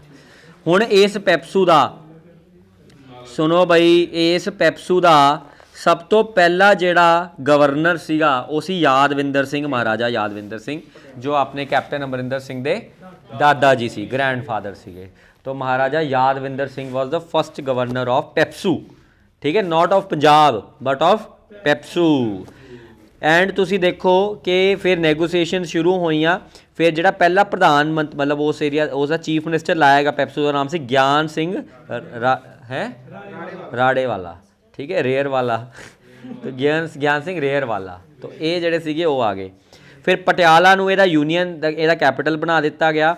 एंड ये बड़ी स्मॉलेस्ट स्टेट भी सीगी in part B of the Indian constitution, तो बड़ी छोटी स्टेट सीगी। लेकिन उस तो बाद 1900 कदों 1956 ਦੇ ਵਿੱਚ ਕਦੋਂ 1956 ਦੇ ਵਿੱਚ ਜਦੋਂ ਸਟੇਟ ਰੀਆਰਗੇਨਾਈਜੇਸ਼ਨ ਐਕਟ ਪਾਸ ਕੀਤਾ ਗਿਆ, ਉਹਦੇ ਵਿੱਚ ਕਦੋਂ ਹੈ ਨਾ, ਉਹਦੇ ਵਿੱਚ ਪੰਜਾਬ ਨੂੰ ਤਾਂ ਇਹਨਾਂ ਨੇ ਅਲੱਗ ਨਹੀਂ ਕੀਤਾ ਹਰਿਆਣੇ ਤੋਂ। भावनाओं पे कंट्रोल नहीं है तुम्हारा है ना। तो 1956 च इन्होंने पंजाब नूं हरियाणे तो अलग नहीं किया, लेकिन इन्होंने आह गल जरूर करती कि पैप्सू नूं पंजाब च मर्ज करता। तो फाइनली जिहड़ा प्रोसैस पैप्सू तो शुरू होया उन्होंने पंजाब च मर्ज करना कदों कंप्लीट होया? कदों होया? 1956 याद रखना है। एंड कदों होया? 1956 स्टेट रीऑर्गेनाइजेशन एक्ट पास होया, याद रहेगा। लेकिन अभी भी एक बहुत बड़ा मुद्दा है उदेश। मुद्दा ये है कि जिहड़ा पंजाब है ना, वो पंजाब दे विच हिंदी स्पीकिंग पॉपूलेशन भी हैगी है, तो उहदे विच पहाड़ी लोग भी एग्जिस्ट करते हैं। यानी कि पंजाब टोटल सिखां दा या फिर पंजाबी स्पीकिंग दा नहीं हैगा। तो एक मूवमेंट चली कि साडे पंजाब च सिर्फ उही लोग रहन जिहड़े पंजाबी बोल सकते हैं या फिर जिहड़े सिख धर्म नूं वो करते हैं, ठीक है। इदां दा कोई डिबेट हैगी है, बहुत वड्डी डिबेट है। तो अल्टीमेटली पंजाबी सूबा मूवमेंट चली। ये पंजाबी सूबा मूवमेंट का बेसिक फंडा की सीगा कि पंजाब नूं इन्हां हिंदी स्पीकिंग स्टेट्स तो अलग कर दिता जावे पूरा देसी जिवें स्कूल की पढ़ाई नहीं होंदी, ठीक है, कर दिता जावे। हरमन समझ गए कदों होया ये? 1948 दे विच ही पंजाबी सूबा मूवमेंट। ये पंजाबी सूबा जिहड़ी मूवमेंट होई ब्रो, ਇਹਦੇ ਜਿਹੜੇ फाउंडर सी ਉਹਦਾ नाम सी मास्टर तारा सिंह ते संत फतेह सिंह, ठीक है। ये अकाली दल के मैंबर सी मास्टर तारा ते संत फतेह, ठीक है। संत फतेह सिंह बड़े जरूरी बंदे है, ये अकाली दल वाले है। तो इन्होंने मोर्चा खोलता कि सानू ये चीज़ चाहिए है। हुण इहदे च बड़ी डिबेट हैगी है कि दो टाइप के पंजाब है यार। पहला टाइप का पंजाब है जिन्होंने महा पंजाब कहने आपां, की कहने आपां, जिमें सिद्धू मूसेवाले का हुणे गाना आया सी पिछे जी सतलुज यमुना लिंक का SYL, जिहदे विच सिद्धू ने कहा कि सानू साडा पिछोकड़ दे दो, सानू हरियाणा का दे दो तो सानू हिमाचल दे। आए जी कहता नहीं वो कुछ, हाँ हरियाणा तो हिमाचल दे दो। ये तो कही जाता सानू हरियाणा तो हिमाचल दे दो, की कही जाता है। तो ये कही जाते हैं मास्टर तारा सिंह के हरियाणा तो हिमाचल अलग कर दो।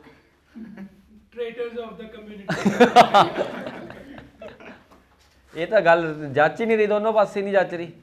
प्रदीप जच रही है? जच ही नहीं है। फिर आप पंजाबी सूबा मूवमेंट ने मोर्चे क्यों खोले जो हरियाणा नाल से वधिया सीगा काम। तो ये वो गल है, मैं दसदा तुहानूं की गल है। तो प्रॉब्लम की है ना, प्रॉब्लम है इतिहास नहीं पता लोगों को। प्रॉब्लम यह है कि Haryana never wanted to be part from Punjab. Punjab wanted to throw them out, now they threw them out, now they are saying आ जाओ वापस।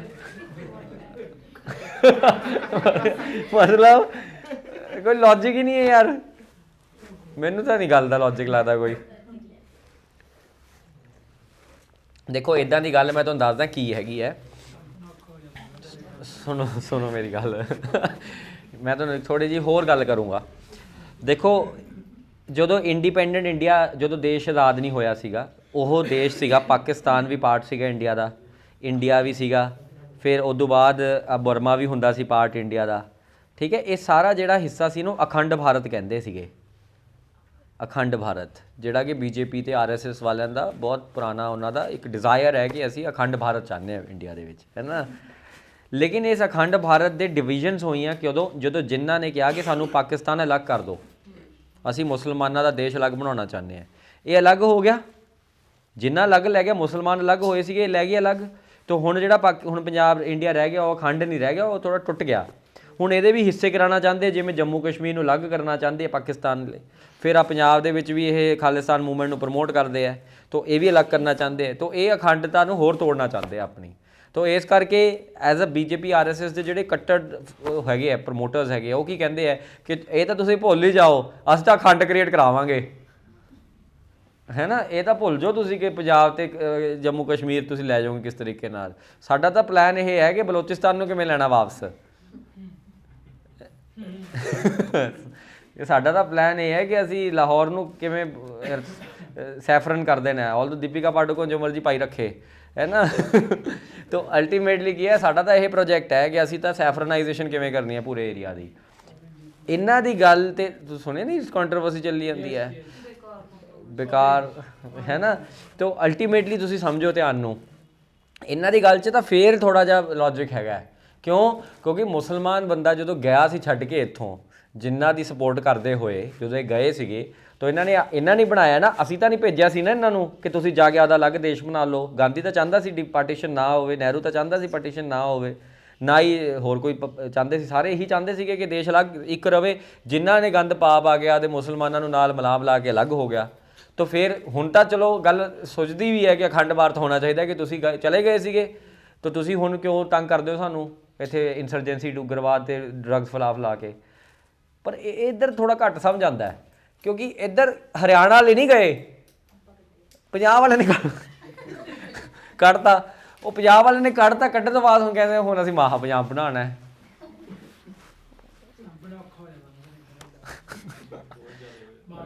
ਮੈਨੂੰ ਸਮਝ ਰਹੇ ਹੋ ਮੇਰਾ ਲੌਜਿਕ? ਮੈਨੂੰ ਸਮਝ ਨਹੀਂ ਆ ਰਿਹਾ ਕਿ ਕਿਉਂ ਕਰਦੇ ਪਏ ਹੈ ਕਿ ਸਾਨੂੰ ਹਰਿਆਣਾ ਵਾਪਸ ਦੇ ਦਿਓ। ਹਰਿਆਣਾ ਤਾਂ ਪਹਿਲਾਂ ਭੱਜਾ ਆਇਆ ਤੁਸੀਂ, ਹੁਣ ਵਾਪਸ ਦੇ ਦਿਓ ਤੁਸੀਂ। ਹੁਣ ਜੇ ਮੋਹਿਤ ਆ ਭਜਾਤੀ ਮੈਂ, ਹੁਣ ਮੈਂ ਉਹਨੂੰ ਕਹਾਂ ਵਾਪਸ ਆ ਜਾ, ਗੱਲ ਤਾਂ ਵਾਪਸ ਨਹੀਂ ਆਉਣਾ, ਹੈ ਨਾ। ਤਾਂ ਇਹ ਬੜਾ ਜ਼ਰੂਰੀ ਹੈ, ठीक है। ट्रेटर्स ऑफ ड्रीम IS इसमें कहेगी वो, ਕੱਟ ਦਾਂਗੇ, ਐਡੀਟਿੰਗ ਕਰ ਦਾਂਗੇ। ਯਾਦ ਨੂੰ ਕਿਹੜਾ ਯਾਦ ਕੀਤਾ ਸੀ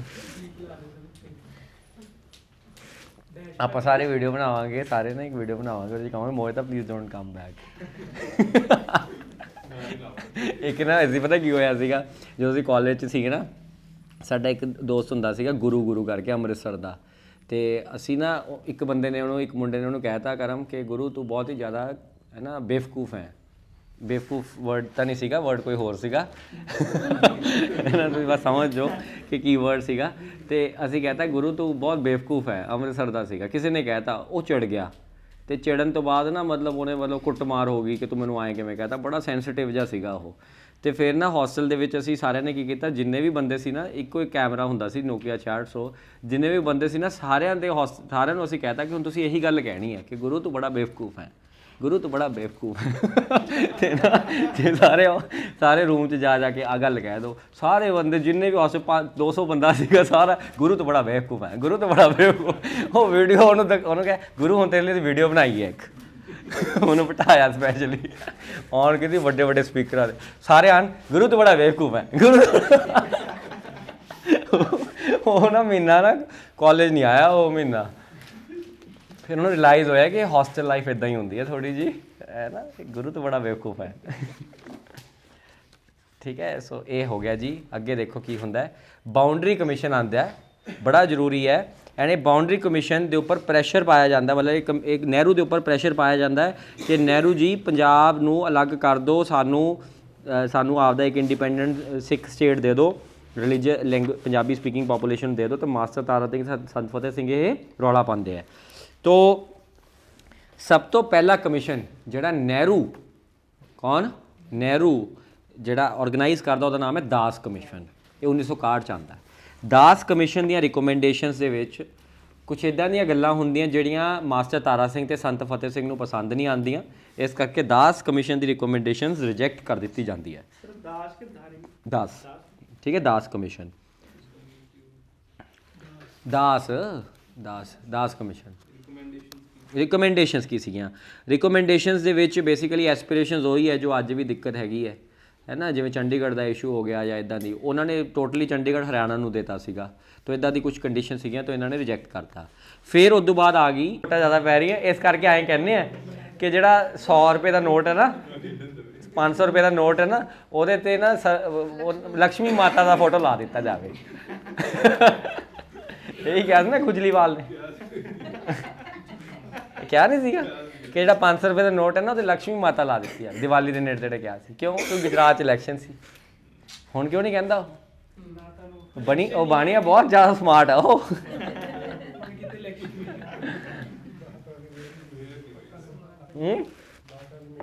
ਮਾਤਾ ਦੀ ਮਿਹਰ ਹੋਈ ਨਹੀਂ ਗੀ, ਮਾਤਾ ਦੀ ਮਿਹਰ ਦਿੱਲੀ 'ਚ ਹੋ ਤਾਂ ਗਈ, ਹੋਰ ਕੀ ਹੈ, MCD ਇਲੈਕਸ਼ਨ ਜਿੱਤ ਤਾਂ ਗਏ। EVM ਮਸ਼ੀਨਾਂ ਸਭ ਤੋਂ ਖੁਸ਼ ਸੀਗੀਆਂ ਇਹਨਾਂ ਤਿੰਨਾਂ ਵੋਟਾਂ 'ਚ। ਕਿਸੇ ਨੂੰ ਕਾਂਗਰਸ ਜਿੱਤ ਗਈ, ਉੱਧਰੋਂ BJP ਜਿੱਤ ਗਈ, ਉੱਧਰੋਂ ਆਵਾਮ। EVM ਮਸ਼ੀਨ ਖੁਸ਼ ਹੈ, ਸ਼ੁਕਰ ਹੈ ਇਸ ਬਾਰੇ ਤਾਂ ਨਹੀਂ ਕੋਈ ਮੈਨੂੰ ਬਲੇਮ ਕਰੂਗਾ। ਇਹ ਕਿ ਨਾ ਉਹ ਮੀਮ ਜਿਹਾ ਨਹੀਂ ਚੱਲਿਆ ਹੋਇਆ, ਐ ਜੇ ਕਰਕੇ ਮਿਊਜ਼ਿਕ ਜਿਹਾ ਆਉਂਦਾ ਹੁੰਦਾ ਨਾ, ਤਾਂ ਉਹਦੇ ਵਿੱਚ ਆਮ ਆਦਮੀ ਪਾਰਟੀ ਤੇ ਕਾਂਗਰਸ ਤੇ BJP ਐਂ ਕਰੀ ਹੁੰਦੇ, ਤੇ ਪਿੱਛੇ ਦੀ ਆਮ ਆਦਮੀ ਪਾਰਟੀ ਵੀ ਐਂ ਕਰੀ, ਕਿ ਤਿੰਨਾਂ ਨੂੰ ਕੁਝ ਨਾ ਕੁਝ ਮਿਲ ਗਿਆ। ਸ਼ੁਕਰ ਹੈ ਪਹਿਲੀ ਵਾਰੀ ਹੋਇਆ ਇਲੈਕਸ਼ਨ 'ਚ ਕਿ ਤਿੰਨਾਂ 'ਚ ਕੁਝ ਨਾ ਕੁਝ ਕਿਸੇ ਨੂੰ ਮਿਲ ਗਿਆ। ਤੋ ਦੇਖੋ ਜੀ, ਅਕਾਲੀ ਚਾਹੁੰਦੇ ਆ ਕਿ ਆਲ ਇੰਡੀਆ ਗੁਰਦੁਆਰਾ ਲਾਅ ਬਣੇ ਅਤੇ ਸਾਰੇ ਜਿੰਨੇ ਵੀ ਹੈਗੇ ਹੈ ਉਹ ਸਾਰੇ ਗੁਰਦੁਆਰੇ ਸਾਡੇ ਕੰਟਰੋਲ 'ਚ ਹੋਣ, ਤਾਂ ਕਿ ਸਾਡੀ ਪੋਲੀਟਿਕਸ ਕੰਟਰੋਲ 'ਚ ਹੋਵੇ। ਦੂਜੀ ਇਹਨਾਂ ਨੇ ਗੱਲ ਕਹੀ ਕਿ ਚੰਡੀਗੜ੍ਹ ਨੂੰ ਪੰਜਾਬ ਦੇ ਵਿੱਚ ਭੇਜ ਦਿੱਤਾ ਜਾਵੇ, ਚੰਡੀਗੜ੍ਹ ਨੂੰ ਪੰਜਾਬ ਦੀ ਕੈਪੀਟਲ ਬਣਾ ਦਿੱਤੀ ਜਾਵੇ, ਮਤਲਬ ਸਾਨੂੰ ਜਿਹੜਾ ਸਾਡਾ ਮੁੰਡਾ ਸਾਨੂੰ ਦੇ ਦਿੱਤਾ ਜਾਵੇ। ਠੀਕ ਹੈ। ਫਿਰ ਇਹਨਾਂ ਨੇ ਕਿਹਾ ਕਿ ਜਿਹੜਾ ਆਹ ਤੁਸੀਂ ਪਾਣੀ ਹੈ ਨਾ, ਜਿਹੜਾ ਪਾਣੀ ਹੈ ਸਤਲੁਜ ਦਾ, ਇਹ ਅਸੀਂ ਨਹੀਂ ਦੇਵਾਂਗੇ, ਸਤਲੁਜ ਦਾ ਪਾਣੀ ਅਸੀਂ ਨਹੀਂ ਦੇਵਾਂਗੇ। ਠੀਕ ਹੈ। SYL ਸਾਡਾ ਪਾਣੀ ਅਸੀਂ ਦੇਵਾਂਗੇ, ਅਸੀਂ ਡਿਸਾਈਡ ਕਰਾਂਗੇ ਕਿ ਦੇਣਾ ਕਿ ਨਹੀਂ ਦੇਣਾ। ਇੰਡੀਅਨ ਆਰਮੀ ਦੇ ਵਿੱਚ recruitment from Punjab should increase. Punjab ਤੋਂ ਇੰਡੀਅਨ ਆਰਮੀ 'ਚ ਰਿਕਰੂਟਮੈਂਟ ਇਨਕਰੀਜ਼ ਹੋਣੀ ਚਾਹੀਦੀ ਹੈ। ਘਟਾ ਦਿੱਤੀ ਹੋਣੀ ਇਹਨਾਂ ਨੇ, ਪਰ ਵਧਾਓ। ਪੰਜਾਬ ਨੂੰ, ਇਹ ਬੜਾ ਇੰਟਰਸਟਿੰਗ ਹੈ, ਪੰਜਾਬ ਨੂੰ ਸਪੈਸ਼ਲ ਸਟੇਟਸ ਦਿੱਤਾ ਜਾਵੇ ਜਿਵੇਂ ਜੰਮੂ ਕਸ਼ਮੀਰ ਨੂੰ ਦਿੱਤਾ ਸੀ 370 ਆਰਟੀਕਲ ਦੇ ਅੰਡਰ। ਤਾਂ ਜਸਟ ਲਾਈਕ 370 ਆਰਟੀਕਲ ਜਿਹੜਾ ਹੈਗਾ, ਉਸੇ ਤਰੀਕੇ ਨਾਲ ਪੰਜਾਬ ਦਾ ਵੀ ਕੋਈ 372 ਜਾਂ 369 ਆਰਟੀਕਲ ਬਣਾ ਦਿੱਤਾ ਜਾਵੇ। ਐਂਡ ਫਿਰ ਇੱਥੇ ਪੰਜਾਬੀ ਵੀ ਇਹੀ ਕਹਿਣ ਕਿ 372 ਆਰਟੀਕਲ।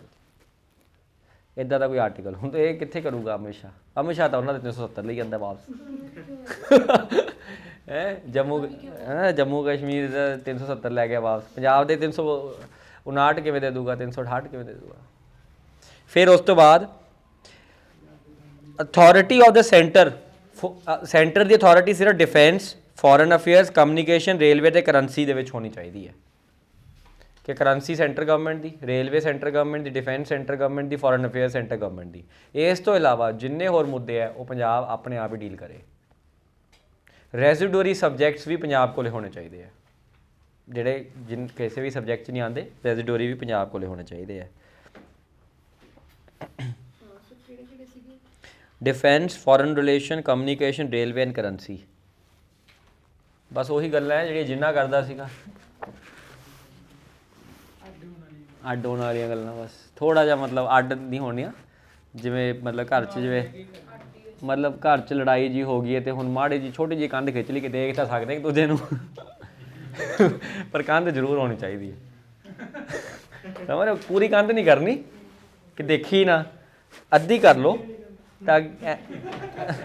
ਅਤੇ ਜਿਹੜਾ ਆਪਣਾ ਮੇਨ ਗੇਟ ਹੈ ਨਾ, ਉਹ ਸੇਮ ਰੱਖ ਲਓ, ਮੇਨ ਗੇਟ ਸੇਮ ਰੱਖ ਲਓ, ਅਤੇ ਬਾਥਰੂਮ ਸੇਮ ਰੱਖ ਲਓ, ਹੈ ਨਾ, ਕਿਚਨ ਅਲੱਗ-ਅਲੱਗ ਕਰ ਲਓ, ਐਂ ਜੇ ਕਰਕੇ ਮਤਲਬ ਮਾਹੌਲ ਜਿਹਾ ਬਣਾ ਲਓ। ਕਰਮਨ ਹੁਣ ਸਮਝ ਆ ਰਹੀ ਹੈ, ਅੱਛਾ। ਤਾਂ ਇਹ ਚੀਜ਼ ਹੋ ਰਹੀ ਹੈ। ਕਦੇ ਕਦੇ ਤੁਸੀਂ ਆਪਸ 'ਚ ਆਏ ਦੇਖੇ, ਹੋਰ ਵੀ ਠੀਕ ਹੈ, ਠੀਕ ਹੈ, ਚੱਲ ਥੱਲੇ ਇੱਦਾਂ ਕਰਕੇ ਮਾੜਾ ਜਿਹਾ ਕਰ ਲਓ। ਇਹ ਚੱਲ ਰਿਹਾ। ਹੁਣ ਇਹ ਅਨੰਦਪੁਰ ਸਾਹਿਬ ਰੈਜ਼ੋਲੂਸ਼ਨ 'ਚ ਇੱਕ ਹੋਰ ਗੱਲ ਲਿਖ ਲਓ, ਆਨੰਦ ਮੈਰਿਜ ਐਕਟ ਆਉਣਾ ਚਾਹੀਦਾ ਹੈ। ਆਨੰਦ ਮੈਰਿਜ ਐਕਟ ਆਲਰੇਡੀ ਆ ਚੁੱਕਿਆ, 2016 'ਚ ਆ ਚੁੱਕਿਆ ਹੈ, ਲੇਕਿਨ ਉਹਦੀ ਇੰਪਲੀਮੈਂਟੇਸ਼ਨ ਨਹੀਂ ਹੋ ਰਹੀ। तो भगवंत ਸਿੰਘ ਮਾਨ ਜੀ ਨੇ ਇਹ ਕਿਹਾ ਸੀਗਾ ਉਹਨੇ 3 4 5 3 6 ਦਿਨ ਪਹਿਲਾਂ ਕਿ ਅਸੀਂ ਉਹਦੀ ਇੰਪਲੀਮੈਂਟੇਸ਼ਨ ਕਰਾਉਣੀ ਸ਼ੁਰੂ ਕਰਾਂਗੇ। तो ਸਿੱਖ ਧਰਮ ਦਾ ਸਿੱਖ ਰਿਲੀਜਨ ਦੇ ਜਿਹੜੇ ਲੋਕ ਹੈ ਉਹ ਅੱਜ ਵੀ ਉਹਨਾਂ ਦੀ ਜਿਹੜੀ ਮੈਰਿਜ ਦੀ ਰਜਿਸਟ੍ਰੇਸ਼ਨ ਹੈ ਉਹ ਹਿੰਦੂ ਮੈਰਿਜ ਐਕਟ ਦੇ ਅੰਡਰ ਹੀ ਹੁੰਦੀ ਹੈ। ਜਿਹੜੀ ਆਪਣੀ ਹੈ ਨਾ ਜਦੋਂ ਰਜਿਸਟ੍ਰੇਸ਼ਨ ਕਰਦੇ ਮੈਰਿਜ ਸਰਟੀਫਿਕੇਟ ਬਣਦਾ ਨਾ ਉਹਦੇ ਤੇ ਲਿਖਿਆ ਹੁੰਦਾ under the provision of HMA 1955 ਉਹਨੂੰ ਆਨੰਦ ਮੈਰਿਜ ਐਕਟ ਦੇ ਅੰਦਰ ਰਜਿਸਟ੍ਰੇਸ਼ਨ ਕਰਾਈ ਜਾਵੇ। ਠੀਕ ਹੈ ਹਾਂ ਸ਼ਾਇਦ ਕੁਝ ਡਿਫਰੈਂਟ ਚੀਜ਼ਾਂ ਹੋਣਗੀਆਂ ਮੁਸਲਿਮ ਵਾਲਿਆਂ ਦੀ ਅਲੱਗ ਹੈ ਅਲੱਗ ਹੈ ਹਾਂ ਬਸ ਉਹਦੇ ਵਿੱਚ ਅਲੱਗ ਹੋਣੇ ਥੋੜ੍ਹੇ ਬਹੁਤ ਹੋਣਗੇ ਪੁਆਇੰਟਸ ਹੈ ਨਾ ਮੈਨੂੰ ਥੋੜ੍ਹਾ ਜਿਹਾ ਐਂਟਰੀ ਕੇਸਿਸ ਨਹੀਂ ਪਤਾ but probably there might be certain points ਕਿ ਉਹ ਹੋਣੇ ਚਾਹੀਦੇ ਆ।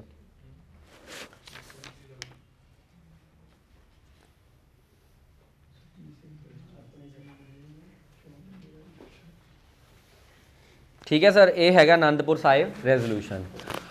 ਹੁਣ ਇਸ ਅਨੰਦਪੁਰ ਸਾਹਿਬ ਰੈਜ਼ੋਲੂਸ਼ਨ ਦੇ ਬੇਸਿਸ ਦੇ ਉੱਪਰ ਕਿ ਇਹਨੂੰ ਇੰਪਲੀਮੈਂਟ ਕੀਤਾ ਜਾਵੇ ਅਕਾਲੀ ਦਲ ਮੋਰਚਾ ਆਪਦਾ ਖੜਾ ਕਰਕੇ ਬਹਿ ਗਿਆ ਕਿ ਹੁਣ ਅਸੀਂ ਇੱਕ ਮੋਰਚੇ ਇਹਨੂੰ ਇੰਪਲੀਮੈਂਟ ਕਰਾਉਣਾ ਹੀ ਕਰਾਉਣਾ ਹੈ। ਜਦੋਂ ਅਕਾਲੀ ਦਲ ਨੇ ਅਨੰਦਪੁਰ ਸਾਹਿਬ ਰੈਜ਼ੋਲੂਸ਼ਨ ਦਾ ਮੋਰਚਾ ਇੰਪਲੀਮੈਂਟ ਕਰਨ ਦੀ ਗੱਲ ਕੀਤੀ ਸੁਣ ਲਓ ਧਿਆਨ ਨਾਲ ਗਰਮ ਆਉਣ ਵਾਲੀ ਚੀਜ਼ਾਂ ਠੀਕ ਹੈ ਤਾਂ ਕੀ ਹੋਏਗਾ ਬਹੁਤ ਪੰਜਾਬ ਦੀ ਜਨਤਾ ਸਿੱਖ ਧਰਮ ਦੀ ਸਪੈਸ਼ਲੀ ਇਹ ਸਾਰੇ ਅਕਾਲੀਆਂ ਦੇ ਪ੍ਰੋ ਹੋ ਗਏ। ਠੀਕ ਹੈ ਇੰਸਟਾਗ੍ਰਾਮ ਤੇ ਵੀ ਇਹਨਾਂ ਦੇ ਰੀਲਸ ਚੱਲਣ ਲੱਗ ਗਈਆਂ YouTube ਤੇ ਸ਼ਾਰਟਸ ਜ਼ਿਆਦਾ ਚੱਲ ਰਹੀਆਂ ਮਤਲਬ ਵਿਊਜ਼ ਜ਼ਿਆਦਾ ਆ ਰਹੇ ਹੈ ਲਾਈਕਸ ਜ਼ਿਆਦਾ ਆ ਰਹੇ ਹੈ ਓਵਰਆਲ ਵਾਲਾ ਸਪੋਰਟ ਸਿਸਟਮ ਬਹੁਤ ਜ਼ਿਆਦਾ ਵੱਧ ਗਿਆ। ਹੁਣ ਇਹ ਸਪੋਰਟ ਸਿਸਟਮ ਇੰਨਾ ਕੁ ਵੱਧ ਗਿਆ ਕਿ ਐਵਰੀਬਡੀ ਇਜ਼ ਲਾਈਕ ਕਿ ਬਈ ਅਕਾਲੀਜ਼ ਆਰ ਗ੍ਰੇਟ ਅਕਾਲੀਜ਼ ਦੇ ਨਾਲ ਸਪੋਰਟ ਅਕਾਲੀ ਇਹ ਅਕਾਲੀ ਉਹ ਮਤਲਬ ਅਕਾਲੀਆਂ ਦੀ ਲਹਿਰ ਚੱਲ ਪਈ ਜਿਵੇਂ ਆਮ ਆਦਮੀ ਪਾਰਟੀ ਦੀ ਚੱਲੀ ਸੀ ਨਾ 2022 ਚ ਉਵੇਂ ਅਕਾਲੀਆਂ ਦੀ ਲਹਿਰ ਚੱਲ ਪਈ। ਇਸ ਲਹਿਰ ਤੋਂ ਸਭ ਤੋਂ ਜ਼ਿਆਦਾ ਟੈਨਸ਼ਨ ਤੇ ਡੇਂਜਰ ਇੱਕੋ ਹੀ ਲੇਡੀ ਨੂੰ ਸੀਗਾ ਉਹ ਸੀ ਇੰਦਰਾ ਗਾਂਧੀ ਨੂੰ ਇਸ ਚੀਜ਼ ਤੋਂ ਬਹੁਤ ਨਫ਼ਰਤ ਸੀ। ਜਿਵੇਂ ਅੱਜ ਅਗਰ ਸਪੋਜ਼ ਕਰੋ ਨਾ ਮੋਦੀ ਨੂੰ ਨਫ਼ਰਤ ਹੋ ਜਾਏ ਕਿ ਅਕਾਲੀ ਤਕੜੇ ਸਾਡੇ ਤੋਂ ਅਲੱਗ ਹੋ ਕੇ ਲਹਿਰ ਬਣਾ ਕੇ ਬਹਿ ਗਏ ਹੈ ਨਾ ਉਸ ਤਰੀਕੇ ਨਾਲ ਇੰਦਰਾ ਗਾਂਧੀ ਨੂੰ ਬਹੁਤ ਜ਼ਿਆਦਾ ਚਿੜ ਮਚੀ। ਇੰਦਰਾ ਗਾਂਧੀ ਸੀਗੀ ਤੁਹਾਨੂੰ ਪਤਾ ਕਿ ਹੈ ਨਾ ਇੰਡੀਆ ਨੂੰ ਕੰਟਰੋਲ ਕਰਨਾ ਪੋਲੀਟਿਕਸ ਹੈ ਨਾ ਕਿ ਇਹ ਤਾਂ ਕਦੇ ਹੋ ਹੀ ਨਹੀਂ ਸਕਦਾ ਸਾਡੇ ਪਰਿਵਾਰ ਤੋਂ ਇਲਾਵਾ ਕੋਈ ਹੋਰ ਵੀ ਪਰਿਵਾਰ ਖੜਾ ਹੋ ਜਾਏ ਇੱਥੇ ਹੈ ਨਾ ਟਰੂ ਵੀ ਹੈ ਗੱਲ ਇਹ ਗੱਲ ਤੇ ਤਾਂ ਪੂਰਾ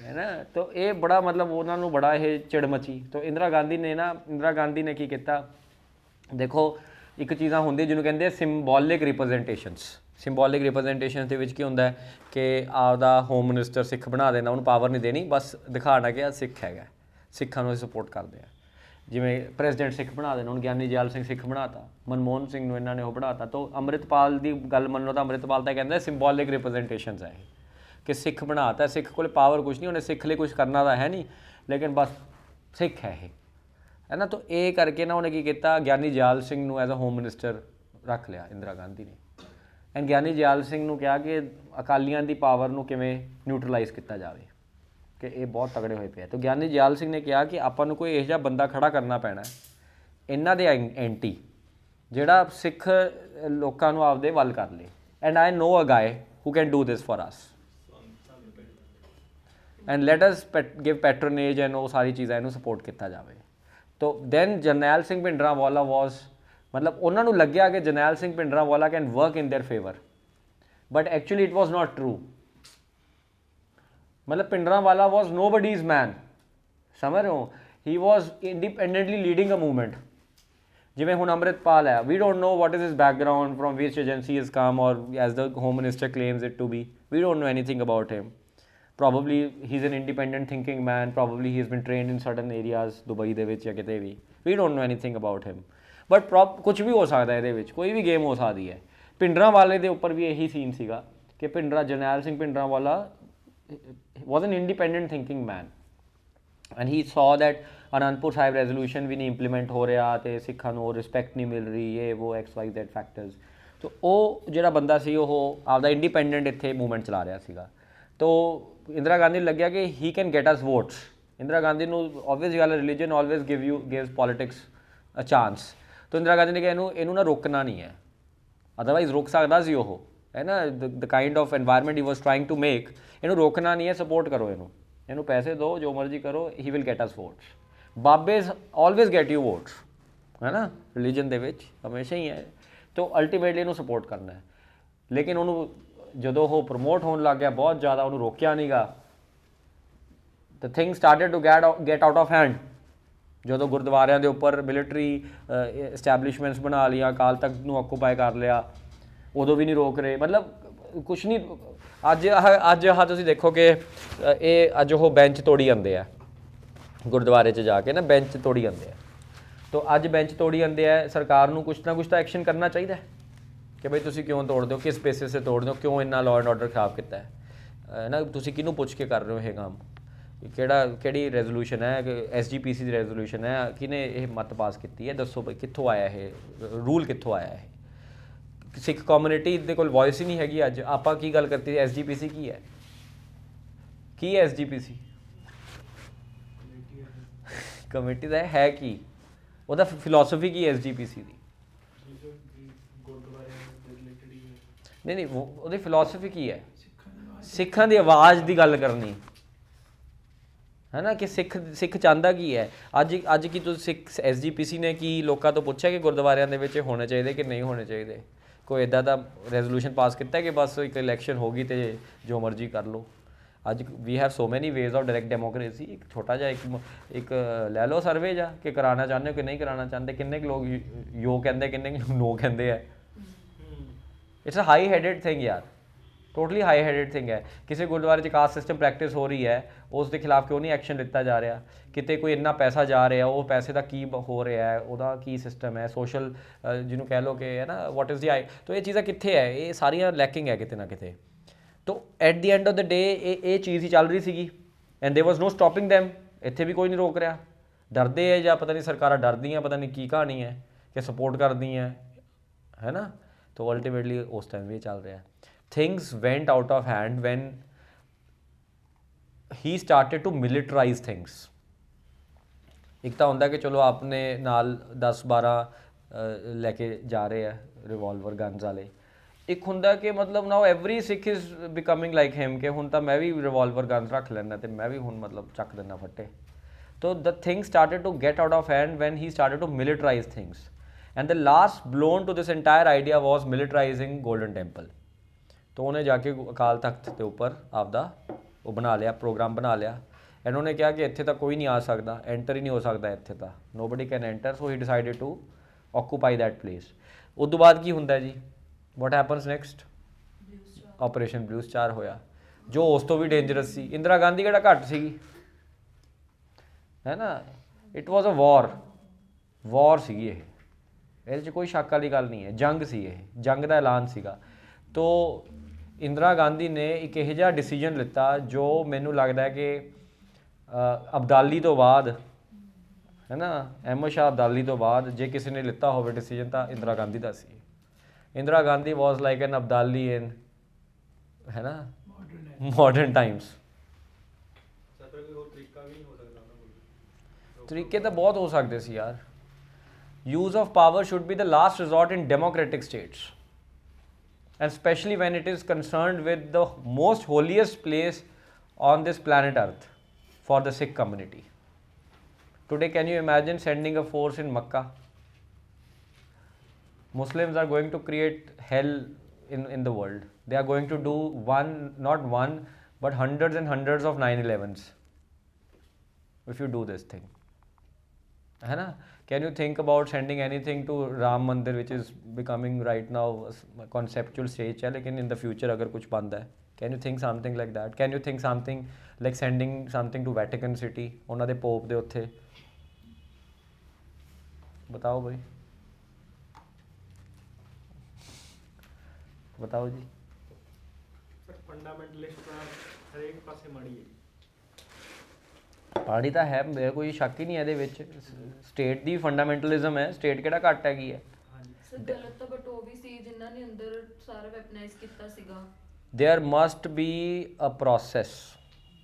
But You cannot have kids roaming around and having guns in their hand and then telling them कि I'll get the missiles and shoot you around. You cannot have a reaction which is much more than the action itself, है ना।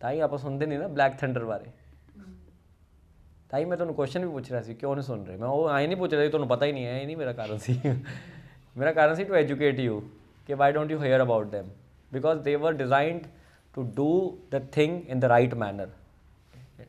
It was surgical strike. Sir ਹੈਗੀ ਤਾਂ ਸਾਰੀ politics ਹੀ ਹੈਗੀ। ਹਾਂ ਤੇ ਬਸ ਉੱਧਰ ਜਿਹੜੇ ਵੀ ਹੈਗੇ ਆ ਉਹਨਾਂ ਦੇ ਸੰਤ ਸੀਗੇ ਆ ਹਨਾ, ਉਹਨਾਂ ਨੇ ਪੋਲਿਟਿਕਸ ਖੇਡੀ। ਬਿਲਕੁਲ ਇਹ ਗੱਲ ਵੀ ਹੋ ਸਕਦੀ ਸੀ, ਬਹਿ ਕੇ ਗੱਲ ਹੋ ਸਕਦੀ ਸੀਗੀ, ਦੋਨੋਂ ਪਾਸੇ ਪ੍ਰੋਬਲਮ ਸੀਗੀ, ਬਟ ਅਗੇਨ ਉਹ ਚੀਜ਼ ਜਿਹੜੀ ਐਕਸੈਪਟੇਬਲ ਨਹੀਂ ਸੀਗੀ। ਦੋਨੋਂ ਪਾਸੇ ਗਲਤ ਸੀਗਾ, but Indira Gandhi the decision ਬਹੁਤ ਐਗਰੈਸਿਵ ਸੀਗਾ, ਬਹੁਤ ਐਗਰੈਸਿਵ। ਤਾਂ ਉਹ ਬਸ ਹੁਣ ਭੇਜਿਆ ਵੀ ਸੀਗਾ, ਉਹ ਵੀ ਪ੍ਰੋਬਲਮ ਸੀਗੀ, ਉਹ ਵੀ ਬਹੁਤ ਐਡਮੈਂਟ ਹੋ ਚੁੱਕੇ ਸੀਗੇ, ਬਹੁਤ ਜ਼ਿਆਦਾ ਐਡਮੈਂਟ ਹੋ ਚੁੱਕੇ ਸੀਗੇ। ਤੇ ਆ ਜਿਹੜਾ ਬਠਿੰਡੇ ਦਾ ਸੀਗਾ ਇੱਥੇ DIG ਪਤਾ ਨਹੀਂ IG ਸੀਗਾ, ਇਹ ਮਤਲਬ ਗਿਆ ਸੀਗਾ ਮੱਥਾ ਟੇਕਣ ਵਾਸਤੇ, ਤੋ ਨਾਮ ਭੁੱਲ ਗਿਆ ਮੈਂ ਇਹਦਾ। ਇਹ ਗਿਆ ਸੀਗਾ ਮੱਥਾ ਟੇਕਣ ਵਾਸਤੇ, ਤਾਂ ਇਹ ਮੱਥਾ ਟੇਕ ਕੇ ਵਾਪਸ ਆ ਰਿਹਾ ਸੀ। ਇਹਨੂੰ ਰੋਕਿਆ ਵੀ ਸੀ ਕਿਸੇ ਨੇ ਕਿ ਤੁਸੀਂ ਨਾ ਜਾਓ, ਇਹ ਵੀ ਦਿੱਕਤ ਹੋ ਜੂਗੀ, they are not very good people inside. ਇਹਨਾਂ ਸਟੇਟ ਨੂੰ ਤਾਂ ਬਿਲਕੁਲ ਹੀ ਐਕਸੈਪਟ ਨਹੀਂ ਕਰਦੇ ਉਹ, ਤੇ ਤੁਸੀਂ ਵਰਦੀ 'ਚ ਜਾ ਰਹੇ ਹੋ। ਤਾਂ ਉਹ ਕਹਿੰਦਾ ਕਿ ਯਾਰ ਸਿੱਖ ਗੋਲਡਨ ਟੈਂਪਲ ਇਕੱਲਾ ਇਹਨਾਂ ਦਾ ਥੋੜ੍ਹੀ ਹੈ, Golden Temple belongs to the entire world.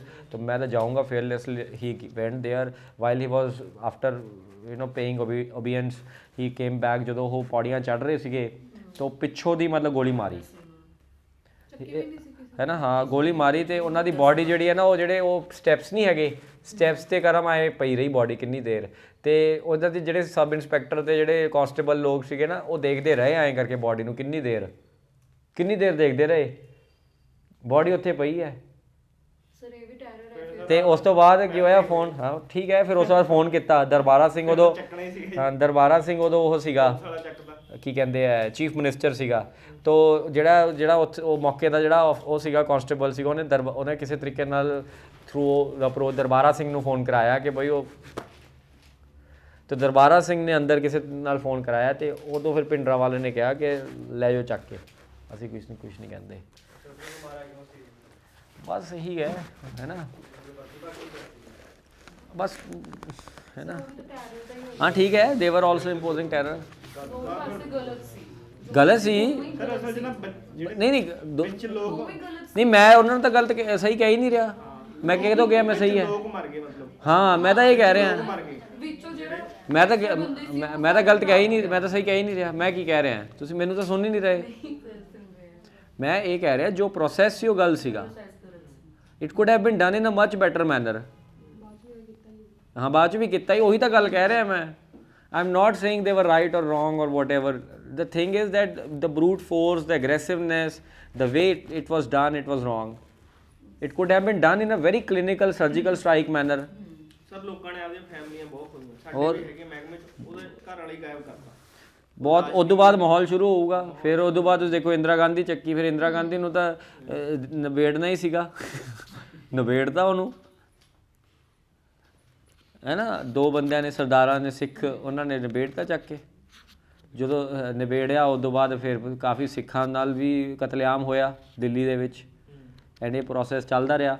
ਫਿਰ ਇਹ ਪ੍ਰੋਸੈਸ ਦੇ ਵਿੱਚ ਸੋਲਿਊਸ਼ਨ ਇਹ ਨਿਕਲਿਆ ਕਿ ਰਾਜੀਵ ਗਾਂਧੀ ਉਦੋਂ ਬਣ ਗਿਆ ਸੀ ਪ੍ਰਧਾਨ ਮੰਤਰੀ, ਤਾਂ ਉਹਨੇ ਪੰਜਾਬ ਦਾ CM ਹੁੰਦਾ ਸੀ ਲੌਂਗੋਵਾਲ, ਹਰਚਰਨ ਸਿੰਘ ਲੌਂਗੋਵਾਲ। ਤਾਂ ਹਰਚਰਨ ਸਿੰਘ ਲੌਂਗੋਵਾਲ ਨਾਲ ਫਿਰ ਇਹਨਾਂ ਨੇ ਅਗਰੀਮੈਂਟ ਕੀਤਾ 1985 ਦੇ ਵਿੱਚ, ਜਿਹਨੂੰ ਰਾਜੀਵ ਲੌਂਗੋਵਾਲ ਅਕੋਰਡ ਕਿਹਾ ਜਾਂਦਾ ਹੈ। ਐਂਡ ਇਸ ਅਕੋਰਡ ਦੇ ਵਿੱਚ ਅਨੰਦਪੁਰ ਸਾਹਿਬ ਰੈਜ਼ੋਲੂਸ਼ਨ ਦੀ ਇੰਪਲੀਮੈਂਟੇਸ਼ਨ ਦੀ ਗੱਲ ਕੀਤੀ ਸੀ ਹਰਚਰਨ ਸਿੰਘ ਲੌਂਗੋਵਾਲ ਨੇ, ਜਿਹਦੇ ਵਿੱਚ ਰਾਜੀਵ ਗਾਂਧੀ ਨੇ ਕਿਹਾ ਕਿ ਆਹ ਪੁਆਇੰਟਸ ਨਹੀਂ ਮੈਂ ਕਰ ਸਕਦਾ, ਬਾਕੀ ਮੈਂ ਕਰ ਦੂੰਗਾ। ਐਂਡ ਲੌਂਗੋਵਾਲ ਸਾਹਿਬ ਜਦੋਂ ਵਾਪਸ ਆ ਰਹੇ ਸੀਗੇ ਤਾਂ ਉਹਨਾਂ ਨੂੰ ਚੱਕਤਾ ਕਿ ਤੂੰ ਆਏ ਕਿਵੇਂ ਰਾਜੀਵ ਗਾਂਧੀ ਨਾਲ ਐਗਰੀਮੈਂਟ ਕਰ ਲਿਆ। Longowal was assassinated, do you know this? Harcharan Singh Longowal was assassinated, he was killed by the Sikh militants. ਇਹਨਾਂ ਨੇ ਉਸ ਤੋਂ ਬਾਅਦ 85 ਤੋਂ ਬਾਅਦ ਇਹੋ ਜਿਹੇ ਮਤਲਬ ਬੰਦੇ ਚੱਕੇ ਗਏ, ਪੁੱਛੋ ਨਾ ਤੁਸੀਂ। ਪਾਸ਼ ਇਹਨਾਂ ਨੇ ਚੱਕਿਆ, ਜਿਹੜਾ ਲੈਫਟਿਸਟ ਸੀਗਾ। ਲੈਫਟਿਸਟ ਲੋਕਾਂ ਨਾਲ ਨਹੀਂ ਬਣਦੀ ਇਹਨਾਂ ਦੀ, ਖਾਲਿਸਤਾਨੀਜ਼ ਦੀ ਨਹੀਂ ਬਣਦੀ ਲੈਫਟਿਸਟ ਨਾਲ। ਲੈਫਟਿਸਟ ਲੋਕ ਕੀ ਕਹਿੰਦੇ ਹੈ? A state without a religion. ਇਹ ਕੀ ਕਹਿੰਦੇ ਹੈ? A state which is of religion. Leftist ਲੋਕ ਤਾਂ ਇਹ ਕਹਿੰਦੇ, ਕਾਰਲ ਮਾਰਕਸ ਇਹੀ ਕਹਿੰਦਾ, religion is opium of mass. ਨਾਸਤਕ ਹੋਣੇ ਚਾਹੀਦੇ ਸਾਰੇ ਜਾਣੇ। ਭਗਤ ਸਿੰਘ ਨਾਸਤਕ ਸੀਗਾ। ਅੱਜ ਸਿਮਰਜੀਤ ਸਿੰਘ ਮਾਨ ਦੀ ਭਗਤ ਸਿੰਘ ਨਾਲ ਨਹੀਂ ਬਣਦੀ, ਗਾਲਾਂ ਕੱਢਦਾ ਭਗਤ ਸਿੰਘ ਨੂੰ। ਉਹ ਕਿਉਂ ਨਹੀਂ ਬਣਦੀ ਉਹਦੀ? ਇਹ ਸਾਰੀ ਆਈਡੀਓਲੋਜੀਕਲ ਕਹਾਣੀ ਹੈ ਇਹ। ਤੁਸੀਂ ਆ ਦੇਖੋ ਹਰਚਰਨ ਸਿੰਘ ਲੋਂਗ ਆ ਜਿਹੜਾ ਆਪਣਾ ਅਨੰਦਪੁਰ ਰੈਜ਼ੋਲੂਸ਼ਨ ਇਹਦਾ ਨੰਬਰ 1 ਪੁਆਇੰਟ ਵੈਸੇ ਮੈਂ ਦੱਸਿਆ ਨਹੀਂ, propagation of Sikh way of life and removal of atheism, ਕਿ ਨਾਸਤਕਤਾ ਨੂੰ ਖਤਮ ਕਰੋ। ਇਹ ਗੱਲ ਕਹੀ ਗਈ ਹੈ ਅਨੰਦਪੁਰ ਸਾਹਿਬ ਰੈਜ਼ੋਲੂਸ਼ਨ 'ਚ। ਅਤੇ ਪਾਸ ਤਾਂ ਇਹ ਸਾਰੇ ਲੈਫਟਿਸਟ ਤਾਂ ਹੁੰਦੇ ਹੀ, ਤੁਹਾਨੂੰ ਪਤਾ ਹੈ, ਜਿਹੜੇ ਕੱਟੜ ਲੈਫਟਿਸਟ ਹੈ, ਨਾਸਤਕ, टोटल नास्तिक, वाई एम एन एथिस्ट, ये वो कहानियाँ, तो नहीं है वो चीज़ हुई। You getting the idea. पाश मारे चमकीला चकता, चमकीला चकता बेचारा, चमकीला क्यों चक्या? गंद बोलदा सी। सुने नहीं गाने ਉਹਦੇ? ਸੋਹਣੇ ਸਾਹਿਬ ਹੈਗੇ ਤੁਸੀਂ। ਬੂਥਾ ਇਹ ਜਿਹਾ ਬਣਾ ਰਹੇ ਹੋ। ਹਾਂ ਪਰ ਇਹ ਤਾਂ ਵਧੀਆ ਵੀ ਗੱਲ, ਈਅਰਫੋਨਸ 'ਚ ਉਹੀ ਚੱਲਦੇ ਤੁਹਾਡੇ। ਉਹੀ ਗਾਣੇ ਸੁਣੇ ਜੀ ਅਸਲ 'ਚ, ਵਧੀਆ ਗਾਣੇ ਨਹੀਂ ਸੁਣੇ। ਤੇ ਗਾਣੇ ਵਧੀਆ ਕੀ, ਉਹ ਗਾਣੇ ਸੁਣਦੇ ਹੀ ਉਹ ਹੈ ਲੋਕ। ਵਧੀਆ ਗਾਣੇ ਤਾਂ ਸੁਣਦਾ ਹੀ ਕੋਈ ਨਹੀਂ ਗਾ ਕਿਸੇ ਦਾ। ਮੈਂ ਨਾ ਗਿਆ ਸੀ ਕੋਈ, ਦੇਖੋ ਵਧੀਆ ਗਾਣੇ ਲਾਏ ਹੋਏ ਸੀਗੇ, ਵਧੀਆ ਗਾਣੇ ਤਾਂ ਸੁਣਦੇ ਹੀ ਨਹੀਂ ਨਾ ਲੋਕ, ਤਾਂ ਫਿਰ ਉਹੀ ਸੁਣਦੇ ਆ। ਸੁਣਦੇ ਸਾਰੇ, ਦੱਸਦਾ ਕੋਈ ਨਹੀਂ। ਕਦੇ ਕਦੇ ਸੁਣ ਗਿਆ ਹੋਊਗਾ ਯਾਰ, ਇਹ ਤਾਂ ਨਹੀਂ ਕਿ ਡੀਜੇ ਸੁਣ ਗਿਆ, ਕੋਈ ਵਿਆਹ ਚੱਲੀ ਜਾਂਦਾ ਬੰਦ ਥੋੜ੍ਹੀ ਕਰਾਉਂਦੇ ਤੁਸੀਂ, ਪਾਗਲਾਂ ਵਾਂਗ ਡਾਂਸ ਕਰਦੇ ਹੋ। ਚਮਕੀਲੇ ਨੂੰ ਚੱਕਿਆ, ਪਾਸ਼ ਨੂੰ ਚੱਕਿਆ, ਤਾਂ ਇੱਦਾਂ ਕਰਕੇ ਦੇ ਸਟਾਰਟਡ ਟੂ ਕਿਲ। ਫਿਰ ਉੱਧਰੋਂ ਦੀ ਪੁਲਿਸ ਵੀ ਪੂਰੀ ਐਕਟਿਵ ਹੈ, ਪੁਲਿਸ ਨੇ ਵੀ ਮਾਹੌਲ ਬਣਾ ਲਿਆ। KPS ਗਿੱਲ ਲਾਤਾ, ਪ੍ਰੈਜ਼ੀਡੈਂਟ ਰੂਲ ਲਾਤਾ, KPS ਗਿੱਲ ਦੇ ਅੰਡਰ ਪੂਰਾ ਪੰਜਾਬ ਦੇਤਾ। KPS ਗਿੱਲ ਨੂੰ ਇਹ ਬਾਗੀ ਸਮਝਦੇ, ਬਾਗੀ ਸਿੱਖ ਸਮਝਦੇ ਆ, ਤਾਂ KPS ਗਿੱਲ ਨੇ ਵੀ ਆਪਦੇ ਪੂਰੇ ਬੰਦੇ ਛੱਡ ਕੇ ਸਾਰਾ ਸਿਸਟਮ ਬਣਾਇਆ। ਐਂਡ ਇਵੈਂਚੁਅਲੀ ਜਾ ਕੇ ਇਹ ਪੂਰਾ ਸਿਸਟਮ ਇੱਧਰ ਉੱਧਰ ਹੁੰਦਾ ਕਰਦਾ, ਇਹ ਉਹ ਕੀ ਬਣਿਆ ਫਿਰ? ਬਾਦਲ ਸਾਹਿਬ ਆਏ, ਫਿਰ ਬੇਅੰਤ ਸਿੰਘ ਮਾਰਿਆ ਇਹਨਾਂ ਨੇ। ਕਿੰਨੇ ਸਿੱਖਾਂ ਨੂੰ ਇਹਨਾਂ ਨੇ ਬੰਦੀ ਬਣਾ ਲਿਆ। ਅੱਜ ਬੰਦੀ ਸਿੱਖ ਹੋਏ ਵੇ ਇਹ ਸਾਰੇ 25 28 ਸਾਲ ਤੋਂ ਜੇਲ੍ਹਾਂ 'ਚ ਕੈਦ ਹੈਗੇ, ਜਿਨ੍ਹਾਂ ਦੀ ਹਿਊਮਨ ਰਾਈਟ ਵਾਇਲੇਸ਼ਨ ਹੋਈ ਹੈ ਇੰਨੀ ਜ਼ਿਆਦਾ। ਇਹਨਾਂ ਨੂੰ ਛੱਡਣ ਦੀ ਗੱਲ ਕੀਤੀ ਗਈ। ਤਾਂ ਓਵਰਆਲ ਇੱਕ ਇਹੋ ਜਿਹਾ ਦੌਰ ਆ ਗਿਆ ਕਿ ਆਪਣਾ ਸਿਸਟਮ ਇਹ ਹੋ ਗਿਆ। ਮਾੜਾ ਜਿਹਾ ਇਹ ਸੌਖਾ ਹੋਏ ਸੀਗੇ ਇੱਥੋਂ 10 ਕੁ ਸਾਲ ਆਪਾਂ ਸੌਖੇ ਹੋਏ। 1995 ਦੇ ਅਰਾਊਂਡ ਇਹ ਖਤਮ ਹੋਇਆ ਪ੍ਰੋਸੈਸ। 10 ਕੁ ਸਾਲ ਸੌਖੇ ਹੋਏ ਆਪਾਂ ਨੂੰ। ਪਾਕਿਸਤਾਨ ਨੂੰ ਜਰਿਆ ਨਹੀਂ ਹੈ ਕਿ ਐਂ ਕਿਵੇਂ ਸੌਖੇ ਹੋ ਜਾਣ ਪੰਜਾਬ ਵਾਲੇ, ਕਿਉਂਕਿ ਜਦ ਤੱਕ ਪੰਜਾਬ ਔਖਾ ਹੈ, ਜਦ ਤੱਕ ਪੰਜਾਬ ਔਖਾ ਹੈ, ਉਦੋਂ ਤੱਕ ਪਾਕਿਸਤਾਨ ਦੀ ਜਿਹੜਾ ਸਟ੍ਰੈਟਜੀ ਹੈ ਇੰਡੀਆ ਨੂੰ ਤੋੜਨ ਦੀ, ਉਹ ਐਕਟਿਵ ਹੈ। ਜੇ ਪੰਜਾਬ ਸੌਖਾ ਹੋ ਗਿਆ, ਜੇ ਆਪਾਂ ਖੁਸ਼ ਰਹਿਣ ਲੱਗ ਗਏ, ਸੋਚ ਕੇ ਦੇਖੋ, ਜੇ ਆਪਾਂ ਖੁਸ਼ ਰਹਿਣ ਲੱਗ ਗਏ ਤਾਂ ਪਾਕਿਸਤਾਨ ਕਿਵੇਂ ਕਹੂਗਾ ਕਿ ਆਪਾਂ ਇੰਡੀਆ ਨੂੰ ਤੋੜੀਏ? ਜੇ ਆਪਾਂ ਖੁਸ਼ ਹੀ ਰਹਿਣ ਲੱਗ ਗਏ ਤਾਂ ਉਹਨਾਂ ਨੂੰ ਦੁਖੀ ਕਰਕੇ ਰੱਖਣਾ। ਚਾਹੇ ਇਹਨਾਂ ਨੂੰ ਧਰਮ ਦੇ ਨਾਮ 'ਤੇ ਦੁਖੀ ਕਰੋ, ਚਾਹੇ ਇਹਨਾਂ 'ਚ ਨਸ਼ਾ ਫੈਲਾਓ। ਨਸ਼ਾ ਪੰਜਾਬ 'ਚ ਕਿਹੜਾ ਬੰਦ ਹੈ? ਜਿਹੜਾ ਚਿੱਟਾ ਹੈਗਾ, ਹੈਰੋਇਨ ਹੈ, ਇਹ ਪੰਜਾਬ 'ਚ ਬੰਦ ਹੈ ਕਿਤੇ? ਸਾਰਾ ਬਾਹਰੋਂ ਆ ਰਿਹਾ। ਬਾਹਰੋਂ ਕਿੱਥੋਂ ਆ ਰਿਹਾ ਹੈ? BSF ਨੇ ਜਾਣ ਉੱਥੇ ਇੰਨੇ ਹਾਂ ਕੀ ਨਾਮ ਹੈ, ਤੁਸੀਂ ਦੇਖੋ ਨਾ, ਹੁਣ ਤਾਂ ਚਲੋ ਬੰਦ ਕਰਾਤੇ। ਟਨਲਸ ਬਣੇ ਹੋਏ, ਟਨਲਸ ਪੂਰੇ ਬਾਰਡਰ 'ਤੇ। ਇੱਥੋਂ ਬੰਦ ਹੁੰਦਾ, ਉੱਥੋਂ ਖੁੱਲ੍ਹਦਾ ਸੀ, ਉੱਥੋਂ ਖੁੱਲ੍ਹਦਾ, ਇੱਥੋਂ ਬੰਦ ਹੁੰਦਾ ਸੀ, ਐਂ ਕਰਕੇ ਟਨਲ ਬਣੇ ਹੋਏ ਆ। ਮਾੜਾ ਜਿਹਾ BSF ਇੱਧਰ ਜਾਂਦਾ ਸੀਗਾ, ਟਨਲ ਦੇ ਥੱਲੋਂ ਦੀ ਸਾਰਾ ਨਸ਼ਾ ਲੈ ਕੇ ਆ ਰਿਹਾ। ਅੱਜ ਕੱਲ੍ਹ ਤਾਂ ਹੋਰ ਵੀ ਸੌਖਾ ਹੋ ਗਿਆ ਕੰਮ, ਕੋਈ ਬੰਦੇ ਦੀ ਲੋੜ ਨਹੀਂ, ਡਰੋਨ ਭੇਜ ਦਿਓ। ਡਰੋਨ ਭੇਜ ਦਿਓ, ਇਹ ਜਿਹਾ ਡਰੋਨ ਜਿਹੜਾ ਕਿ ਤੁਸੀਂ ਸੈਂਸ ਵੀ ਨਾ ਕਰ ਸਕੋ। ਉਸ ਤੋਂ ਬਾਅਦ ਉਹ ਡਰੋਨ ਗਿਰ ਜੇ ਥੱਲੇ ਆ ਕੇ, ਅਤੇ ਬਸ ਕੋਆਰਡੀਨੇਟਸ ਹੋਣ, ਨਸ਼ਾ ਲੈ ਜਾਓ। ਵਧੀਆ ਕੰਮ ਹੈ ਡਰੋਨ ਵਾਲਾ ਸਿਸਟਮ। ਤਾਂ ਕੋਈ ਮੌਤ ਨਹੀਂ, ਕੁਛ ਨਹੀਂ ਹੈ। ਡਰੋਨ ਦੇ ਥਰੂ ਭੇਜ ਰਹੇ ਹੁਣ, ਹਰ ਰੋਜ਼ ਡਰੋਨ ਫੜੇ ਜਾਂਦੇ ਆ। ਕਦੇ BSF ਹੋਮ ਡਿਲੀਵਰੀ ਹੋ ਰਹੀ ਹੈ, ਜ਼ੋਮੈਟੋ 'ਤੇ ਔਡਰ ਕਰੋ, ਸਰ ਅੱਧਾ ਗ੍ਰਾਮ ਚਾਹੀਦਾ, ਆਪੇ ਡਰੋਨ ਤੁਹਾਨੂੰ ਦੇ ਕੇ ਆਊਗਾ, हैप्पी बर्थडे लो। तो ये सर ये ना ये डार्क एज ख़त्म नहीं हो रही पंजाब की, तो है ना। एक छोटा जिहा दौर आया सी जो बहुत खुश सी आपां, वो दौर सी ग्रीन रेवोल्यूशन का। 15-20 साल वधिया माहौल सीगा। उस तो बाद तो मतलब आही हो गया शुरू। बस फिर हुण आपां कनेडा जा रहे हैं, लोकां दे घरां 'च जाई जांदे, दूजिਆਂ ਦੇ ਘਰਾਂ 'ਚ जा के कह रहे कि सानू यार घर दे दो। वो तो कुछ भी नहीं कर रहे, यही कर रहे हैं। We are just running away, we are just running away. हम भाग रहे हैं, हम वहाँ जा नहीं रहे, हम यहाँ से भाग रहे हैं। It is a push migration, it is not a pull migration. ਇੱਥੇ ਜੇ ਤੁਸੀਂ ਪਰਿਵਾਰਾਂ ਨੂੰ ਪੁੱਛੋ ਕਿ why do you want to send your child, ਚਲੋ ਚਾਈਲਡ ਲਈ ਪੁੱਲ ਹੋਊਗੀ, ਉਹ ਬੱਚੇ ਲਈ ਪੁੱਲ ਹੋਊਗੀ ਕਿਉਂਕਿ ਉਹਨੇ ਗਾਣਿਆਂ 'ਚ ਦੇਖ ਲਿਆ ਹੋਣਾ ਕਿ ਹਾਂਜੀ ਵਧੀਆ ਮਾਹੌਲ ਹੈ, ਮਸਟੈਂਗ ਮਿਲ ਜਾਂਦੀ ਐ ਇੱਥੇ ਤਾਂ ਜਾਂਦੇ ਮਤਲਬ ਮਸਟੈਂਗ ਵੱਲ ਖੜੇ ਆ ਜਾਂਦੇ ਕਿ ਆ ਲਓ ਫਰੀ 'ਚ ਮਸਟੈਂਗ ਲੈ ਲਓ, ਇਹਦੇ 'ਚ 4 ਕੁੜੀਆਂ ਭਜਾ ਲਓ, ਆਈਫੋਨ ਦੇ ਦਿੰਦੇ ਤੁਹਾਨੂੰ, ਆ ਕਲੱਬਿੰਗ ਦਾ ਪਾਸ ਹੈਗਾ। ਪੰਜਾਬ ਯੂਥ ਨੂੰ ਤਾਂ ਇਹ ਲੱਗ ਰਿਹਾ, ਤਾਂ ਯੂਥ ਤਾਂ ਪੁੱਲ ਮਾਈਗ੍ਰੇਸ਼ਨ 'ਚ ਹੈ, ਯੂਥ ਨੂੰ ਤਾਂ ਪੁੱਲ ਮਤਲਬ ਯੂਥ ਨੂੰ ਐਂ ਮਤਲਬ ਪੁੱਲ ਹੈਗਾ। ਲੇਕਿਨ ਜਿਹੜੇ ਉਹਦੇ ਪੇਰੈਂਟਸ ਉਹਨਾਂ ਨੂੰ ਪੁੱਛ ਕੇ ਦੇਖੋ, ਉਹ ਪੁਸ਼ ਮਾਈਗ੍ਰੇਸ਼ਨ 'ਚ ਹੈ। ਜਿਹੜੇ ਪੈਸੇ ਲਾ ਰਹੇ ਆ ਉਹ ਉਹਨਾਂ ਨੂੰ ਪੁੱਛੋ ਕਿ ਤੁਸੀਂ ਆਪਦੇ ਮੁੰਡੇ ਨੂੰ ਕਿਉਂ ਭੇਜ ਰਹੇ ਹੋ, ਉਹ ਇਸ ਕਰਕੇ ਉਹ ਕਦੇ ਕਹਿਣਗੇ ਕਿ ਉੱਥੇ ਜੀ ਮਸਟੈਂਗ ਮਿਲਦੀ ਹੈ ਏਅਰਪੋਰਟ 'ਤੇ, ਭੇਜ ਰਹੇ ਆ। ਪੁਸ਼ ਹੈ ਮਾਈਗ੍ਰੇਸ਼ਨ, ਐਕਚੁਅਲੀ 'ਚ ਪੁਸ਼ ਮਾਈਗ੍ਰੇਸ਼ਨ ਹੈ, ਐਂਡ ਇਹਦੇ ਵਿੱਚ ਪਾਕਿਸਤਾਨ ਦਾ ਬਹੁਤ ਵੱਡਾ ਹੱਥ ਹੈ ਅਨਡਾਊਟਡਲੀ। ਠੀਕ ਹੈ, ਤਾਂ ਇੱਥੋਂ ਤੱਕ ਆਪਣਾ ਪੰਜਾਬ ਦਾ ਇਤਿਹਾਸ ਹੈਗਾ, ਖਤਮ ਨਹੀਂ ਹੋਇਆ, ਚੱਲੀ ਜਾ ਰਿਹਾ। Every day is a history, it is going to become history. ਉਸ ਤੋਂ ਬਾਅਦ ਪ੍ਰਕਾਸ਼ ਸਿੰਘ ਬਾਦਲ ਆਏ, ਫਿਰ ਕੈਪਟਨ ਸਾਹਿਬ ਆਏ, ਸੁੱਖਾ ਜੀ ਆਉਣ ਦੀ ਕੋਸ਼ਿਸ਼ ਕੀਤੀ ਬਟ ਆਏ ਨਹੀਂ ਵਿਚਾਰੇ, ਸੁਪਨਾ ਹੀ ਰਹਿ ਗਿਆ, ਜਿਵੇਂ ਰਾਹੁਲ ਗਾਂਧੀ ਦਾ ਰਹਿ ਜਾਊਗਾ। ਫਿਰ ਭਗਵੰਤ ਸਿੰਘ ਮਾਨ ਜੀ ਆ ਗਏ, ਹੁਣ ਅਗਲੀ ਵਾਰੀ ਪਤਾ ਨਹੀਂ ਕੀ ਬਣੂਗਾ, ਅਗਲੀ ਵਾਰੀ ਕਿਤੇ ਕਰੋਨਾ ਹੀ ਨਾ ਆ ਜਾਏ, ਹੁਣ ਕਰੋਨਾ ਵਾਲਾ ਐਕਟਿਵ ਹੋ ਦੁਬਾਰਾ ਹੈ।